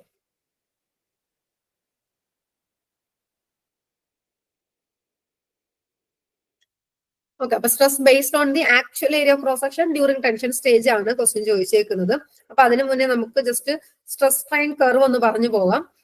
അപ്പൊ നമുക്ക് ഒരു സ്പെസിമെൻ, നിങ്ങളുടെ കയ്യിൽ ഒരു മൈൽഡ് സ്റ്റീൽ സ്പെസിമെൻ ആണ്. അപ്പൊ അതിനകത്ത് ലോഡ്, ടെൻസൈൽ ലോഡ് അപ്ലൈ ചെയ്യുമ്പോൾ ആ ഒരു സ്പെസിമെനെ നമ്മൾ ഇലോങ്ങേറ്റ് ചെയ്തിട്ടാണ് അത് ബ്രേക്കിംഗ് സംഭവിക്കുന്നത്. ഇത് നെക്കിങ് സംഭവിച്ചിട്ടാണ് അവിടെ ബ്രേക്കിംഗ് സംഭവിക്കുന്നത്. സോ എന്തായാലും അതിന്റെ area of cross section change ചെയ്യുന്നുണ്ടല്ലോ. സോ ആ ചേഞ്ച് ആയ ഏരിയയും അതിന് മുന്നുള്ള ഏരിയയും എന്തായാലും രണ്ടും നമുക്ക് കാൽക്കുലേറ്റ് ചെയ്യുകയാണെങ്കിൽ രണ്ട് രീതിക്കായിരിക്കും നമുക്ക് സ്ട്രെസ് വാല്യൂസ് കിട്ടുന്നത്. സോ അങ്ങനെ രണ്ട് സ്ട്രെസ് വാല്യൂസിൽ ഒന്നാണ് ഫസ്റ്റ് വൺ ട്രൂ സ്ട്രെസ് എന്ന് പറയുന്നത്. ട്രൂ സ്ട്രെസ് എന്ന് പറഞ്ഞാൽ it is the applied load divided by the actual cross sectional area. അതാണ്, അതായത് നമുക്ക് ആ ടൈമിനനുസരിച്ചിട്ട് ചേഞ്ച് ചെയ്യുന്ന ഒരു ആക്ച്വൽ ഏരിയ ആണ് അവിടെ എടുക്കുന്നതെങ്കിൽ അതിനെ നമുക്ക് ട്രൂ സ്ട്രെസ് എന്ന് വിളിക്കാം. ഇനി അടുത്ത എഞ്ചിനീയറിംഗ് സ്ട്രെസ് എന്ന് പറയുന്നത് എന്താണ്? അവിടെ എടുക്കുന്നത് load, applied load by original cross sectional area. ആ മെറ്റീരിയലിന്റെ ഒറിജിനൽ ക്രോസ് സെക്ഷണൽ ഏരിയ എന്താണോ ആ ഏരിയ ആണ് ഞാൻ എടുക്കുന്നതെങ്കിൽ അതിനെ നമുക്ക് എഞ്ചിനീയറിംഗ് സ്ട്രെസ് അഥവാ നോമിനൽ സ്ട്രെസ് എന്ന് വിളിക്കാം. എന്നാൽ ആ ചേഞ്ച് സംഭവിക്കുന്ന സമയത്ത് ആക്ച്വൽ ഏരിയ ആണ് എടുക്കുന്നതെങ്കിൽ അതിനെ എന്ത് വിളിക്കാം? ട്രൂ സ്ട്രെസ് എന്ന് വിളിക്കാം. അപ്പൊ അത് രണ്ടും ജസ്റ്റ് ഒന്ന് പറയാൻ വേണ്ടിയിട്ടാണ് ആ ഒരു ചോദ്യം ഇട്ടത്. ട്രൂ സ്ട്രെസ് എന്താണെന്നും നോമിനൽ സ്ട്രെസ് എന്താണെന്നും അറിഞ്ഞിരിക്കാം. അത് വെച്ചിട്ട് പ്രോബ്ലംസ് ഒക്കെ വരാറുണ്ട്.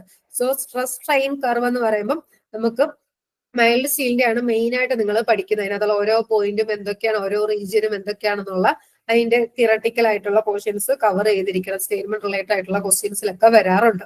ഓക്കെ, അപ്പൊ ഇവിടെ നമുക്ക് എഞ്ചിനീയറിംഗ് സ്ട്രെസ് ഉണ്ട്, അതുപോലെ തന്നെ ട്രൂ സ്ട്രെസ് ഉണ്ട്.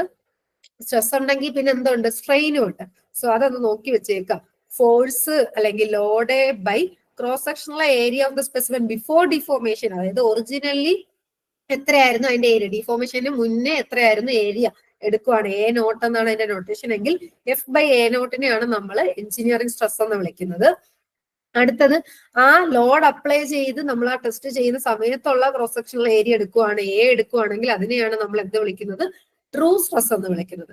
അതിന്റെ കറസ്പോണ്ടിങ് എഞ്ചിനീയറിംഗ് സ്ട്രെയിനും ഉണ്ട്, ട്രൂ സ്ട്രെയിനും ഉണ്ട്. സോ ട്രൂ സ്ട്രെസ് എന്ന് പറയുന്നത് എഞ്ചിനീയറിംഗ് സ്ട്രെസ് ആയ സിഗ്മ ഇൻറ്റു 1 + എപ്സിലോൺ. എപ്സിലോൺ എന്താണ്? സ്ട്രെയിൻ ആണ്. അപ്പൊ അതും കൂടെ ഒന്ന് ഇക്വേഷൻ അറിഞ്ഞിരിക്കാൻ വേണ്ടി ആ ഒരു പോയിന്റ് പറയുന്നത് നമുക്ക് ചിലപ്പോ ന്യൂമറിക്കൽ പ്രോബ്ലംസിലും ചോദിക്കാം. ഓക്കെ, സോ ആൻസർ വരുന്നത് എന്ത് ക്വസ്റ്റ്യൻ ചോദിച്ചത്? ആക്ച്വൽ ഏരിയ എടുക്കുന്നത് ഏതാണ്? ട്രൂ സ്ട്രെസ് ആണ്. അപ്പൊ നോമിനലും ട്രൂ സ്ട്രെസ്സും തമ്മിൽ മാറിപ്പോവരുത്. So answer option C true stress ആണ്. അടുത്ത ചോദ്യം, which of the following is considered as a true characteristic yield stress for mild steel? അപ്പൊ അടുത്ത ചോദ്യം എന്ന് പറയുന്നത് മൈൽഡ് സ്റ്റീലിന്റെ ട്രൂ ക്യാരക്ടറിസ്റ്റിക് ഈൽഡ് സ്ട്രെസ് എന്ന് പറയുന്നത് ഏത് പോയിന്റ് ആണ്, അല്ലെങ്കിൽ ഏത് സ്ട്രെസ് പോയിന്റ് ആണ്? ട്രൂ സ്ട്രെസ് ആണോ, അൾട്ടിമേറ്റ് സ്ട്രെസ് ആണോ, അപ്പർ ഈൽഡ് പോയിന്റ് ആണോ, ലോവർ ഈൽഡ് പോയിന്റ് ആണോ?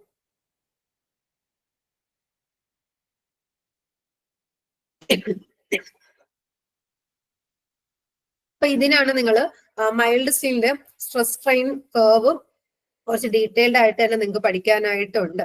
അപ്പൊ ഈ ഒരു കർവിനകത്ത് സ്ട്രെസ്സും സ്ട്രെയിനും തമ്മിലുള്ള ഗ്രാഫ് വരയ്ക്കുമ്പോൾ ഓരോ ചേഞ്ചസ് എന്താണ് സംഭവിക്കുന്നത്, ഓരോ പോയിന്റിന്റെയും പേര്, ഓരോ റീജിയനിലും എന്താണ് അവിടുത്തെ പ്രോപ്പർട്ടി, എന്താണ് പ്രത്യേകത എന്നൊക്കെ ഉള്ള തിയറി വ്യക്തമായിട്ട് തന്നെ നോക്കി വെച്ചേക്കുക. ചിലപ്പോൾ സ്റ്റേറ്റ്മെന്റ് റിലേറ്റഡ് ആയിട്ടുള്ള ക്വസ്റ്റ്യൻസ് ഒക്കെ വരാം. ഈസി ആണെങ്കിൽ പോലും ചിലപ്പോൾ ഇത്തിരി ടഫ് ആയിട്ടുള്ള രീതിക്ക് സ്റ്റേറ്റ്മെന്റ് കറക്റ്റ് ചെയ്ത് നമുക്ക് ചോദിക്കാറുണ്ട്. അപ്പൊ അവിടെ ഞാൻ കുറെ പോയിന്റ്, ഇപ്പം ഒറിജിൻ തൊട്ടിട്ട് ഒരു പി എന്ന് പറയുന്ന പോയിന്റ് മാർക്ക് ചെയ്തിട്ടുണ്ട്, ഇ ഉണ്ട്, വൈ യു ഉണ്ട്, വൈ എൽ ഉണ്ട്, എസ് ഉണ്ട്, ബി ഉണ്ട്. ഇപ്പൊ ഇത്രയും പോയിന്റുകളാണ് എന്തൊക്കെയാണെന്ന് അറിയേണ്ടത്. അപ്പൊ നമുക്ക് ലോഡ് അപ്ലൈ ചെയ്യുന്നതനുസരിച്ച് അല്ലെങ്കിൽ സ്ട്രെസ് അപ്ലൈ ചെയ്യുന്നതനുസരിച്ച് സ്ട്രെയിനും അവിടെ ഉണ്ടാവുന്നുണ്ട്. സോ ഇനിഷ്യലി നോക്കുവാണെങ്കിൽ ഒരു സ്ട്രെയിറ്റ് ലൈൻ ആയിട്ട്, ഇൻക്ലൈൻഡ് സ്ട്രെയിറ്റ് ലൈൻ ആയിട്ട് അല്ലെങ്കിൽ ലീനിയർ ആയിട്ടാണ് വേരിയേഷൻ പോകുന്നത്. പിന്നീടാണ് കുറച്ച് ചേഞ്ചസ് ഒക്കെ ഉണ്ടാവുന്നത്. സോ അതിനനുസരിച്ച് ഓരോ പോയിന്റും, ആ ഇനിഷ്യൽ പോയിന്റ് ഒ പി എന്ന് പറയുന്ന പോയിന്റ്, ഇപ്പൊ നമുക്ക് ഗ്രാഫിനകത്ത് ഈ ഒരു പി എന്ന് പറയുന്ന പോയിന്റ് എടുക്കുവാണെങ്കിൽ ഒ തൊട്ട് പി അല്ലെങ്കിൽ ഒറിജിൻ തൊട്ട് പി വരെയുള്ള പോയിന്റ് എന്ന് പറയുന്നത് ലീനിയർലി വേരി ചെയ്തുകൊണ്ടേ ഇരിക്കുകയാണ്. സ്ട്രെസ്സും സ്ട്രെയിനും എന്താണ്? ഡയറക്ട്ലി പ്രൊപ്പോർഷണൽ ആണ്. നിങ്ങൾ പിന്നെ ഇവിടെ ഒരു ഹുക്സ് ലോ എന്നൊരു ലോ പഠിച്ചിട്ടുണ്ടല്ലേ? Stress is proportional to strain എന്നുള്ള വിത്തിൻ ഇലാസ്റ്റിക് ലിമിറ്റ് അല്ലെങ്കിൽ അപ് ടു പ്രൊപ്പോർഷണാലിറ്റി ലിമിറ്റ് വരെ സ്ട്രെസ്സും സ്ട്രെയിനും ഡയറക്ട്ലി പ്രൊപ്പോർഷണൽ ആണെന്നുള്ള നമ്മൾ പോയിന്റ് പഠിച്ചിട്ടുണ്ട്. സോ ആ പി എന്നുള്ള പറയുന്ന പോയിന്റ് ആണ് എന്ത്? ലിമിറ്റ് ഓഫ് പ്രൊപ്പോർഷണാലിറ്റി എന്ന് പറയുന്നത്. അപ്പൊ ആ ഒരു പോയിന്റ് വരെയാണ് ഹുക്സ് ലോ ഗുഡ് ആയിട്ട് അല്ലെങ്കിൽ ഒബേസ് ഗുഡ് എന്ന് പറയുന്നത് ഈ ഒറിജിൻ തൊട്ട് പി വരെയുള്ള പോയിന്റ് ആണ്. ഇനി അതിനുശേഷം വീണ്ടും നമ്മൾ സ്ട്രെസ് സ്ട്രെയിൻ ഇൻക്രീസ് ചെയ്തുകൊണ്ടിരിക്കുകയാണെങ്കിൽ വീണ്ടും വേരി ചെയ്തുകൊണ്ട് ഇ എന്ന് പറയുന്ന ഒരു പോയിന്റിലെത്തി. ആ ഇ എന്ന് പറയുന്ന പോയിന്റിനെയാണ് നമ്മൾ ഇലാസ്റ്റിക് ലിമിറ്റ് എന്ന് പറയുന്നത്. അവിടെ ഇലാസ്റ്റിക് ബിഹേവിയർ തന്നെയാണ് നടക്കുന്നത്. എന്നാൽ ഇപ്പം ഓ തൊട്ട് ഒറിജിൻ തൊട്ട് പി വരെ കറക്റ്റ് സ്ട്രെയിറ്റ് ലൈൻ ആയിരിക്കും. പിന്നീട് പിയിൽ നിന്ന് ഇയിലോട്ട് പോകുമ്പോൾ ചെറിയൊരു കർവ്ഡ് ആയിട്ടാണ് ലീനിയർ വേരിയേഷൻ പൊക്കോണ്ടിരിക്കുന്നത്. സോ എപ്പോഴും നിങ്ങൾ ഹുക്സ് ലോ പറയുമ്പോൾ up to limit of proportionality ആണ് ഒബേസ് ഗുഡ് എന്നുള്ള പോയിന്റ് നോക്കി വെച്ചേക്കുക. അത് സ്റ്റേറ്റ്മെന്റ് റിലേറ്റഡ് ആയിട്ടുള്ള ക്വസ്റ്റ്യൻസിൽ ഞാൻ കണ്ടിട്ടുണ്ട്. ഓക്കെ, അപ്പം പി എന്ന് പറയുന്നതാണ് limit of proportionality, then elastic limit പറഞ്ഞു. ഇനി അടുത്തത് വീണ്ടും നമ്മൾ സ്ട്രെസ് അപ്ലൈ ചെയ്യുവാണെങ്കിൽ സ്ട്രെസ് കാരണം സഡൻ ഡിഫോർമേഷൻ ഉണ്ടാവും. അതിനെ നമുക്ക് ഇപ്പം ജസ്റ്റ് നോക്കുവാണെങ്കിൽ ഇൻക്രീസ് ഇൻ ആ സ്ട്രെസ്, ചെറിയൊരു സ്ട്രെസ് ചേഞ്ചിൽ തന്നെ നമ്മുടെ സ്ട്രെയിന് മാറുകയാണ്. അപ്പൊ അതിനെയാണ് ഈൽഡ് പോയിന്റ് എന്ന് പറയുന്നത്. ഈൽഡ് പോയിന്റിൽ തന്നെ 2 ഈൽഡ് പോയിന്റ് നമുക്ക് പഠിക്കാനായിട്ടുണ്ട്. അപ്പർ ഈൽഡ് പോയിന്റും ഉണ്ട്, ലോവർ ഈൽഡ് പോയിന്റും ഉണ്ട്. സോ അതില് നമുക്ക് എപ്പോഴും ക്വസ്റ്റ്യൻ ഇപ്പം ചോദിച്ചേക്കുന്നത് തന്നെ എന്തായിരുന്നു? ട്രൂ ക്യാരക്ടറിസ്റ്റിക്സ് ഈൽഡ് സ്ട്രെസ് ഏതാണ്? അപ്പർ ആണോ അല്ലെങ്കിൽ ലോവർ ആണോ എന്നുള്ളതാണ് നമുക്ക് അറിഞ്ഞിരിക്കേണ്ട കാര്യം. സോ അപ്പർ ഈൽഡ് പോയിന്റും ഉണ്ട്, ലോവർ ഈൽഡ് പോയിന്റും ഉണ്ട്. അതിനകത്ത് ഹയസ്റ്റ് സ്ട്രെസ് വാല്യൂ ആണ് ഈ അപ്പർ ഈൽഡ് പോയിന്റ് എന്ന് പറയുന്നത്. എപ്പോഴും അത് ഒരു സഡൻ ഡിഫോർമേഷൻ നടക്കുന്നതിന്റെ തൊട്ട് മുന്നേ ഉള്ള പോയിന്റ് ആണിത് അപ്പർ ഈൽഡ് പോയിന്റ്. എന്നാൽ ആ സഡൻ ഡിഫോർമേഷന് കാരണമായ ആ ഒരു ലോവർ സ്ട്രെസ് വാല്യൂ എത്രയാണ്? അതിനെയാണ് ലോവർ ഈൽഡ് പോയിന്റ് എന്ന് വിളിക്കുക. അപ്പൊ അവിടെയൊക്കെ നടക്കുന്നത് ഈൽഡിങ് എന്ന് പറയുന്ന ഫിനോമിനൻ ആണ് ആ ഒരു സ്റ്റേജിൽ നടക്കുന്നത്. അപ്പം അത് lower yield point upper yield point അറിഞ്ഞിരിക്കും. എപ്പോഴും നമ്മൾ ലോവർ ഈൽഡ് പോയിന്റ് ആണ് ഈൽഡ് ലിമിറ്റ് ആയിട്ട് നമുക്ക് പാരാമീറ്റർ ആയിട്ട് എടുക്കേണ്ടത്. സോ ലോഡ് എപ്പോഴാണോ ഈൽഡ് പോയിന്റ് എത്തുന്നത് അപ്പൊ അതിന് ഒരു പ്ലാസ്റ്റിക് ഡിഫോർമേഷൻ അണ്ടർഗോ ചെയ്യും. പ്ലാസ്റ്റിക് ഡിഫോർമേഷൻ അണ്ടർഗോ ചെയ്ത എന്താണ് പിന്നീട് ലോഡ് റിമൂവ് ചെയ്താലും അത് ഒറിജിനൽ ലെങ്തിലോട്ട് അല്ലെങ്കിൽ ഒറിജിനൽ ഷേപ്പിലോട്ട് എത്തത്തില്ല. പിന്നെയും നമ്മൾ ലോഡ് കൂട്ടുവാണെങ്കിലാണ് സ്ട്രെസ്സും സ്ട്രെയിൻ ഇൻക്രീസ് ചെയ്യുമ്പോഴാണ് ഒരു അൾട്ടിമേറ്റ് പോയിന്റിലെത്തും. പിന്നെയും കൂട്ടുവാണെങ്കിൽ പിന്നെ അതിന് എന്ത് സംഭവിക്കും? ബ്രേക്കിംഗ് സംഭവിക്കും. സോ അൾട്ടിമേറ്റ് പോയിന്റ് ആണ് എസ് പറയുന്നത്, ബ്രേക്കിംഗ് പോയിന്റ് ആണ് ബി എന്ന് പറയുന്ന നൊട്ടേഷൻ. അപ്പൊ ആക്ച്വൽ സ്ട്രെസ് സ്ട്രെയിൻ കർവും കാണിച്ചിട്ടുണ്ട്, എന്നാൽ നമ്മുടെ ഗ്രീൻ കളറിലുള്ള കർവ് വേരിയേഷൻ ആണ് നിങ്ങൾ എപ്പോഴും നോക്കിയിരിക്കേണ്ടത്. അപ്പൊ ഇതിനകത്തുള്ള ഓരോ പോയിന്റും എന്തൊക്കെയാന്ന് അറിഞ്ഞിരിക്കുക. അപ്പൊ നമുക്ക് എപ്പോഴും പാരാമീറ്റർ ആയിട്ട് കൺസിഡർ ചെയ്യുന്നതെന്ന് പറയുന്നത് അല്ലെങ്കിൽ ട്രൂ ക്യാരക്ടറിസ്റ്റിക് ഈൽഡ് സ്ട്രെസ് എന്ന് പറയുന്നത് എപ്പോഴും എന്തായിരിക്കും? ലോവർ ഈൽഡ് പോയിന്റ് ആയിരിക്കും. സോ ആൻസർ വരുന്നത് ഓപ്ഷൻ ഡി ആണ്. അടുത്ത ചോദ്യം, factor of safety for ductile material is the ratio of. അടുത്തൊരു ടേം ആണ് ഫാക്ടർ ഓഫ് സേഫ്റ്റി എന്നുള്ളത്.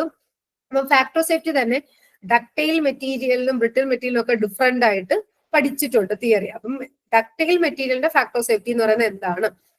It is the ratio of ultimate stress to yield stress ആണോ, അല്ലെങ്കിൽ ultimate stress to working stress ആണോ, breaking stress to working stress ആണോ, yield stress to working stress ആണ്? നമുക്ക് simple ആയിട്ടുള്ള ഒരു പോയിന്റ് ആണെങ്കിൽ ചിലപ്പോൾ നമുക്ക് ഓപ്ഷൻ കാണുമ്പോൾ എല്ലാം കൂടെ കൺഫ്യൂഷൻ ആവല്ലേ, കുറെ അധികം സ്ട്രെസ്സുകളുടെ പേരുകൾ അൾട്ടിമേറ്റ്, ഈൽഡ്, വർക്കിംഗ്, ബ്രേക്കിംഗ്. അപ്പൊ ഇതെല്ലാം തമ്മിലുള്ള വ്യത്യാസം എന്താന്നുള്ളതാണ് നമ്മൾ അറിഞ്ഞിരിക്കേണ്ടത്. സോ ഫാക്ടർ ഓഫ് സേഫ്റ്റിയും സ്ട്രെങ്ത് ഓഫ് മെറ്റീരിയൽസിലെ ഫാക്ടർ ഓഫ് സേഫ്റ്റി എന്താന്നുള്ളത് അറിഞ്ഞിരിക്കുക. ഫാക്ടർ ഓഫ് സേഫ്റ്റി തന്നെ നിങ്ങൾക്ക് രണ്ട് രീതിക്ക്, ഡക്ടൈൽ മെറ്റീരിയലിന് ഈൽഡ് സ്ട്രെസ് അല്ലെങ്കിൽ yield strength by working stress എന്നും, ബ്രിട്ടിൽ ആകുമ്പോഴത്തേക്ക് ultimate strength by working stress എന്ന് രണ്ട് ഇക്വേഷൻ ആണ് നമുക്ക് പഠിക്കാനായിട്ടുള്ളത്. അപ്പൊ വർക്കിംഗ് സ്ട്രെസ് എന്ന് പറഞ്ഞാൽ എന്താ? ഏതൊരു മെറ്റീരിയൽ ആണെങ്കിലും അതിന്റെ ഇലാസ്റ്റിക് റേഞ്ചിലും സേഫ് ആയിട്ട് എടുക്കാൻ പറ്റുന്ന അതിന്റെ സ്ട്രെസ് ആണ് വർക്കിംഗ് സ്ട്രെസ് എന്ന് പറയുന്നത്. ഇനി ബ്രിട്ടിൽ മെറ്റീരിയൽ എടുക്കുവാണെങ്കിൽ അവിടെ അത് ഞാൻ പറഞ്ഞല്ലോ, ബ്രിട്ടിൽ എന്ന് പറഞ്ഞാൽ അത് പെട്ടെന്ന് പൊട്ടിപ്പോകുന്ന ടൈപ്പിലുള്ള മെറ്റീരിയൽ ആണ് ബ്രിട്ടിൽനെസ് എന്ന് പറയുന്നത്. അപ്പൊ അതിന്റെ അൾട്ടിമേറ്റ് സ്ട്രെങ്ത് വേണം അവിടെ എടുക്കാൻ വേണ്ടിയിട്ട്. സോ ബ്രിട്ടിൽ മെറ്റീരിയലിന് ultimate strength by factor of safety ആയിരിക്കും എന്ത്? വർക്ക്, അവിടുത്തെ വർക്കിംഗ് സ്ട്രെസ് എത്ര എന്ന് ചോദിക്കുവാണെങ്കിൽ. ഇനി നേരെ ഒരു വെൽ ഡിഫൈൻഡ് ഈൽഡ് പോയിന്റ് ഉള്ള മെറ്റീരിയൽസ് എടുക്കുവാണെങ്കിൽ അവിടെ എപ്പോഴും ഈൽഡ് സ്ട്രെസ്സിനെയാണ് ഫാക്ടർ ഓഫ് സേഫ്റ്റിനെ ഡിവൈഡ് ചെയ്തിട്ട് എന്തെടുക്കാൻ? Working stress. അപ്പൊ എപ്പോഴും ഓരോ മെറ്റീരിയലിനെയും വർക്കിംഗ് സ്ട്രെസ് എടുക്കുമ്പോൾ ആ വർക്കിംഗ് സ്ട്രെസ് കൊണ്ട് ഉദ്ദേശിക്കുന്നത് അതിന്റെ ഇലാസ്റ്റിക് റേഞ്ചിൽ എത്രമാത്രം സേഫ് സ്ട്രെസ് അതിന് എടുക്കാൻ പറ്റും, അതിനെ വർക്കിംഗ് സ്ട്രെസ് എന്ന് വിളിക്കും. സോ ബ്രിട്ടിൽ മെറ്റീരിയൽ എടുക്കുമ്പോൾ ultimate strength by factor of safety എടുത്തോണം വർക്കിംഗ് സ്ട്രെസ് വേണമെങ്കിൽ. ഡക്ടൈൽ മെറ്റീരിയൽ എടുക്കുമ്പോഴത്തേക്ക് അവിടെ എടുക്കേണ്ടത് ഈൽഡ് സ്ട്രെസ് ആണ് എടുക്കേണ്ടത്. ഈ ഈൽഡ് സ്ട്രെസ്സിനെ തന്നെയാണ് അലോബിൾ സ്ട്രെസ് എന്നും പെർമിസിബിൾ സ്ട്രെസ് എന്നും ആക്ച്വൽ സ്ട്രെസ് എന്നും സേഫ് സ്ട്രെസ് എന്നും ഒക്കെ വിളിക്കുന്നത്. So yield stress by factor of safety ആണ് എന്ത്? ഫോർ ഡക്ടൈൽ മെറ്റീരിയലിന്റെ factor of safety. Ultimate stress by working stress ആണ് എന്ത്? ബ്രിട്ടിൽ മെറ്റീരിയലിന്റെ ഫാക്ടർ ഓഫ് സേഫ്റ്റി എന്ന് പറയുന്നത്. സോ ഫാക്ടർ ഓഫ് സേഫ്റ്റി എന്ന് പറയുന്നത് അതൊരു നമ്പർ ആണ്. ഇപ്പൊ നമുക്ക് ഒരു മെറ്റീരിയൽ കുറെ എക്സ്പെരിമെന്റൽ വർക്ക് നടത്തി നമ്മൾ ഫിക്സ് ചെയ്യുന്ന ഒരു നമ്പർ ആണ് എന്ത്? ഈ ഫാക്ടർ ഓഫ് സേഫ്റ്റി എന്ന് പറയുന്നത്. വർക്കിംഗ് സ്ട്രെസ് ഡിറ്റർമിൻ ചെയ്യാൻ വേണ്ടിയിട്ടുള്ള ഒരു നമ്പർ ആണ് ഫാക്ടർ ഓഫ് സേഫ്റ്റി. അപ്പൊ ബ്രിട്ടിലും ഡക്ടൈലും സെപ്പറേറ്റ് ആയിട്ട് തന്നെ നിങ്ങൾ പഠിച്ചു വെച്ചേക്കുക. ഇനി ആ ഫാക്ടർ ഓഫ് സേഫ്റ്റി പറഞ്ഞതുകൊണ്ട് തന്നെ ഞാൻ ഒരു തിയറി പോയിന്റും കൂടെ പറഞ്ഞേക്കാം. മാർജിൻ ഓഫ് സേഫ്റ്റി എന്ന് പറയുന്നത് മെറ്റീരിയൽ സേഫ് ആവുന്ന ആ ഒരു റേഞ്ചിനെയാണ് മാർജിൻ ഓഫ് സേഫ്റ്റി എന്ന് വിളിക്കുന്നത്. ഫാക്ടർ ഓഫ് ഇക്വേഷൻ ആയിട്ട് പറയുകയാണെങ്കിൽ ഫാക്ടർ ഓഫ് സേഫ്റ്റി -1 ആയിരിക്കും എന്ത്? മാർജിൻ ഓഫ് സേഫ്റ്റി എന്നുള്ള ഒരു എക്സ്ട്രാ പോയിന്റ് അതിനോടൊപ്പം നോക്കി വെച്ചേക്കാം. സോ ക്വസ്റ്റ്യന്റെ ആൻസർ വരുന്നത് factor of safety for a ductile material it is the ratio of option D yield stress to working stress ആണ്. അടുത്ത ചോദ്യം, for metals which do not have a well-defined yield point, the proof stress is determined by drawing a line parallel to the initial tangent at an offset of. അപ്പൊ നമ്മള് പലതരത്തിലുള്ള മെറ്റീരിയൽസിന്റെ stress strain curve നിങ്ങൾ പഠിച്ചിട്ടുണ്ട്. അപ്പൊ mainly നമ്മൾ mild steel ആയത് അതിനൊരു yield point ഒക്കെ ഉള്ള മൈൽഡ് സ്റ്റീലിന്റെ കേസാണ് നമ്മൾ എസ്പെഷ്യലി എടുത്തു പഠിക്കുന്നത്. ഇനി അതുകൂടാതെയുള്ള മറ്റുള്ള മെറ്റീരിയൽസിന്റെ കൂടി ജസ്റ്റ് വേരിയേഷൻ ഒക്കെ ഒന്ന് അറിഞ്ഞു വെച്ചേക്കാം. അപ്പൊ അതിലൊന്നാണ് ഒരു വെൽ ഡിഫൈൻഡ് ഈൽഡ് പോയിന്റ് ഇല്ലാത്ത മെറ്റൽസിന് പ്രൂഫ് സ്ട്രെസ് നമുക്ക് അതിനകത്തൊരു ടേം ആണ് പ്രൂഫ് സ്ട്രെസ് എന്ന് പറയുന്നത്. അപ്പൊ എന്താണ് ഈ പ്രൂഫ് സ്ട്രെസ് എന്നാണ് അറിഞ്ഞിരിക്കേണ്ടത്. എങ്ങനെയാണ് നമ്മൾ ഈ പ്രൂഫ് സ്ട്രെസ് ഡിറ്റർമിൻ ചെയ്യുന്നത്? അപ്പൊ ഓൾറെഡി ആ ഡിറ്റർമിൻ ചെയ്യേണ്ട ആ ഒരു പ്രൊസീജിയർ ക്വസ്റ്റിന് തന്നെ പറഞ്ഞിട്ടുണ്ട്. By drawing a line parallel to the initial tangent at an offset. എത്ര ഓഫ്സെറ്റിലാണ് ആ ഒരു ടാൻജന്റ് വരയ്ക്കേണ്ടതെന്ന് മാത്രമാണ് ക്വസ്റ്റ്യൻ ചോദിച്ചത്. അപ്പം പ്രൂഫ് സ്ട്രെസ് എന്നുള്ള ഒരു ഐഡിയ വരാൻ വേണ്ടിയിട്ടുള്ള ഒരു ക്വസ്റ്റ്യൻ ആണ്. അത് വെച്ചിട്ട് നമുക്ക് പ്രോബ്ലംസ് പോലെയും വരാറൊക്കെ ഉണ്ട്. സോ പ്രൂഫ് സ്ട്രെസ് എന്ന് പറയുമ്പോൾ ഒരു ഡിഫൈൻഡ് ആയിട്ടുള്ള ഈൽഡ് പോയിന്റ് ഇല്ലാത്ത മെറ്റീരിയൽസിനാണ് നമുക്ക് സ്ട്രെസ് സ്ട്രെയിൻ കർവ് വരയ്ക്കുമ്പോൾ ആ ഇനിഷ്യൽ അല്ലെങ്കിൽ ടാൻജന്റിന് അല്ലെങ്കിൽ അതിന് കറക്റ്റ് ഒരു ഓഫ്സെറ്റ് ആയിട്ട് ഒരു പാരലൽ ഓഫ്സെറ്റ്, ഇപ്പൊ നമുക്ക് ആ ഇനിഷ്യൽ ടാൻജന്റ് എടുത്തു, ആ ടാൻജന്റ് നമുക്കൊരു ഓഫ്സെറ്റ് എടുത്ത് വേണം ലൈൻ പാരലൽ വരയ്ക്കാനായിട്ട്. ഇനി ആ ഓഫ്സെറ്റ് എടുക്കേണ്ട വാല്യൂ ആണ് ഇവിടെ ചോദിച്ചേക്കുന്നത്. അത് നിങ്ങൾ 0.2% ആണ് എടുക്കേണ്ടത്. നോർമലി 0.1 or 0.2 ആണ് കോമൺലി എടുക്കുന്നത്. അപ്പൊ അതിനകത്ത് നമ്മൾ പഠിക്കുന്ന വാല്യൂസ് എന്താണ്? 0.2% ഓഫ്സെറ്റ് എടുത്തിട്ടാണ് ഒരു പാരലൽ ലൈൻ വരയ്ക്കും.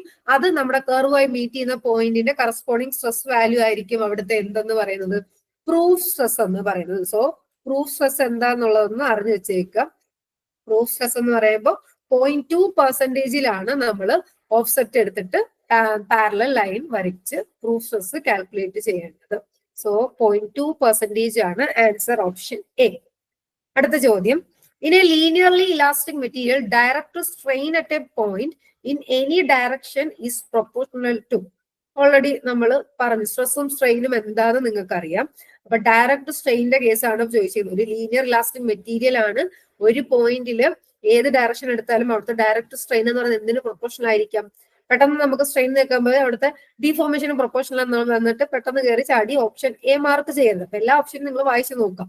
Displacement in the direction, option B rate of displacement in that direction, option C displacement perpendicular to that direction, option D rate of displacement perpendicular to that direction. അപ്പൊ correct എടുക്കുവാണെങ്കിൽ എന്താണ്? Direct strain at a point in any direction. ഒരു linear elastic material ആണെങ്കിൽ അത് എന്തിനു proportion ആയിരിക്കും? Rate of displacement in that direction ആയിരിക്കും proportional. Simply displacement in the direction എന്ന് പറയുന്നത് അവിടുത്തെ റേറ്റ് ഓഫ് ഡിസ്പ്ലേസ്മെന്റ് ആണ് proportional. So answer option B ആണ്. അടുത്ത ചോദ്യം, കൺസിഡർ ദ ഫോളോയിങ് സ്റ്റേറ്റ്മെന്റ്സ്. ഇപ്പൊ 3 സ്റ്റേറ്റ്മെന്റ് തന്നിട്ടുണ്ട്. അതിൽ കറക്റ്റ് സ്റ്റേറ്റ്മെന്റ് ആണ് കണ്ടുപിടിക്കേണ്ടത്. Principle of superposition is valid for members subjected to small deformations. Principle of superposition is applicable to non prismatic members also. Principle of superposition is applicable to perfectly elastic material. അപ്പൊ നമ്മൾ strength of materials ആണ് പഠിക്കുന്നത്. Strength of മെറ്റീരിയൽസിന് ഒരു മെറ്റീരിയലിന്റെ strength analyse ചെയ്യണമെങ്കിൽ അവിടെ principle of super position valid ആയിരിക്കും.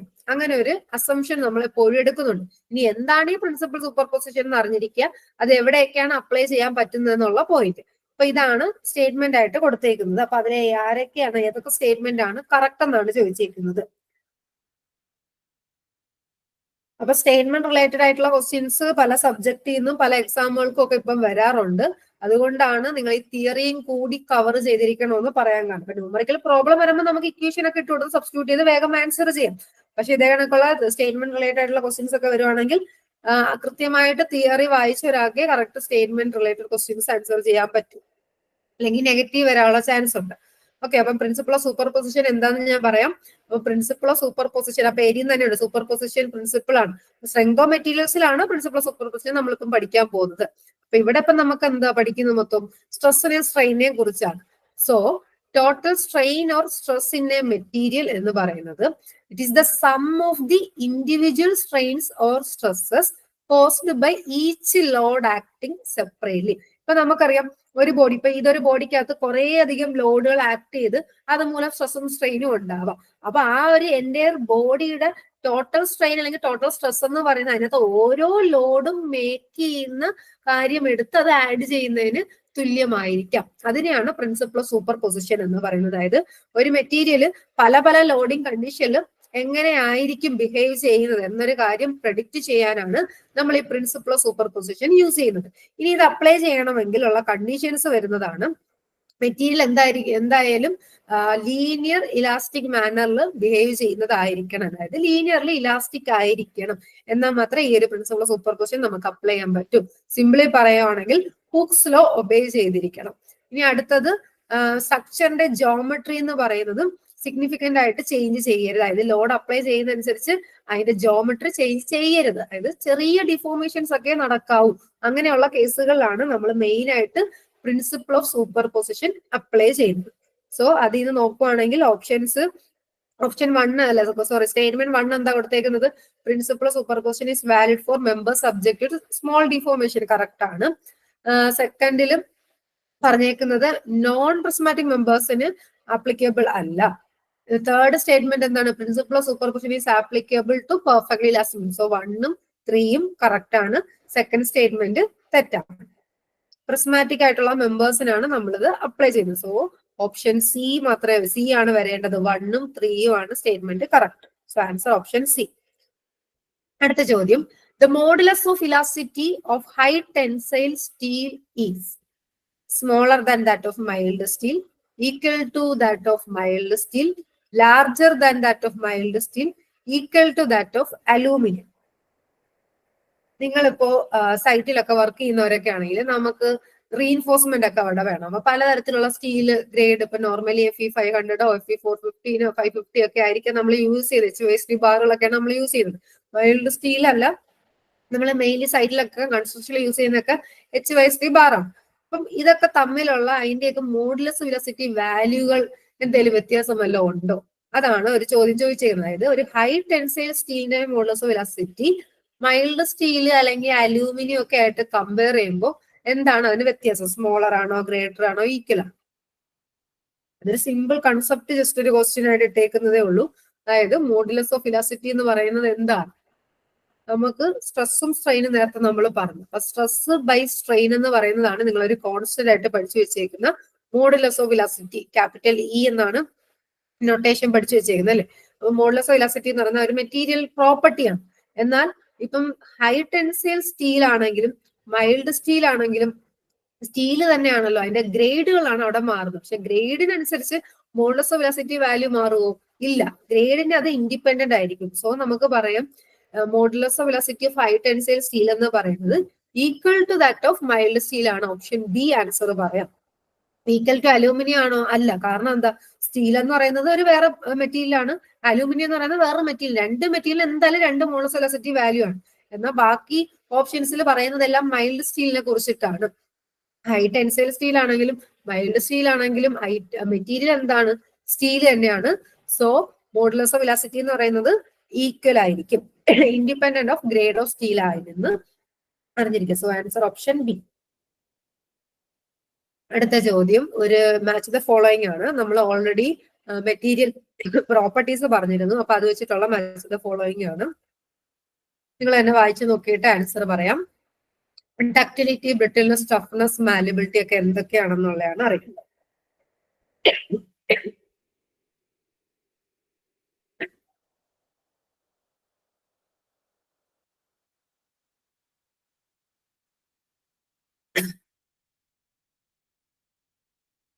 നമ്മൾ ഓൾറെഡി തിയറി പറഞ്ഞത് കൊണ്ട് തന്നെ അധികം ടൈം ഞാൻ കളയുന്നില്ല.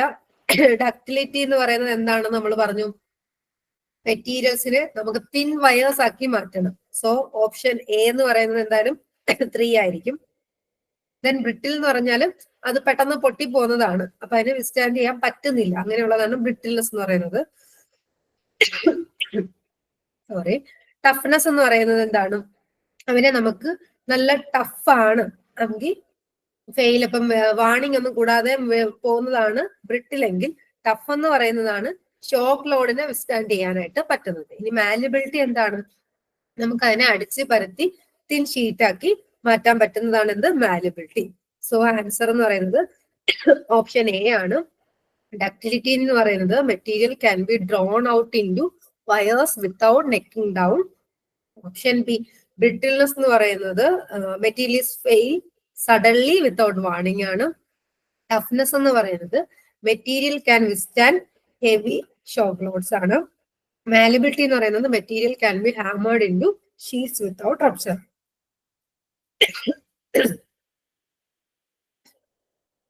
ഓക്കെ, അടുത്ത ചോദ്യം എന്ന് പറയുന്നത് പോയിസൺസ് റേഷ്യോ ഈസ് മ്യൂ ആണ്. പോയിസൺ റേഷ്യോ എന്ന് പറയുന്നത് it is defined as the ratio. ഒക്കെ സിമ്പിൾ ആയിട്ടുള്ള ചോദ്യമാണ്. നമ്മൾ ഇനി ഇലാസ്റ്റിക് കോൺസ്റ്റൻസിലെ ക്വസ്റ്റ്യൻസിലോട്ട് പോവാണ്. അപ്പൊ അതിനകത്ത് ഡീൽ ചെയ്യുന്ന ഒരു ടേം ആണ് പോയിസൺ റേഷ്യോ എന്ന് പറയുന്നത്. അപ്പൊ അതിന്റെ കറക്റ്റ് ഡെഫിനിഷൻ അല്ലെങ്കിൽ ഇക്വേഷൻ ആയിട്ട് പറയുകയാണെങ്കിൽ ഓപ്ഷൻ ഏതാണ് കറക്റ്റ്?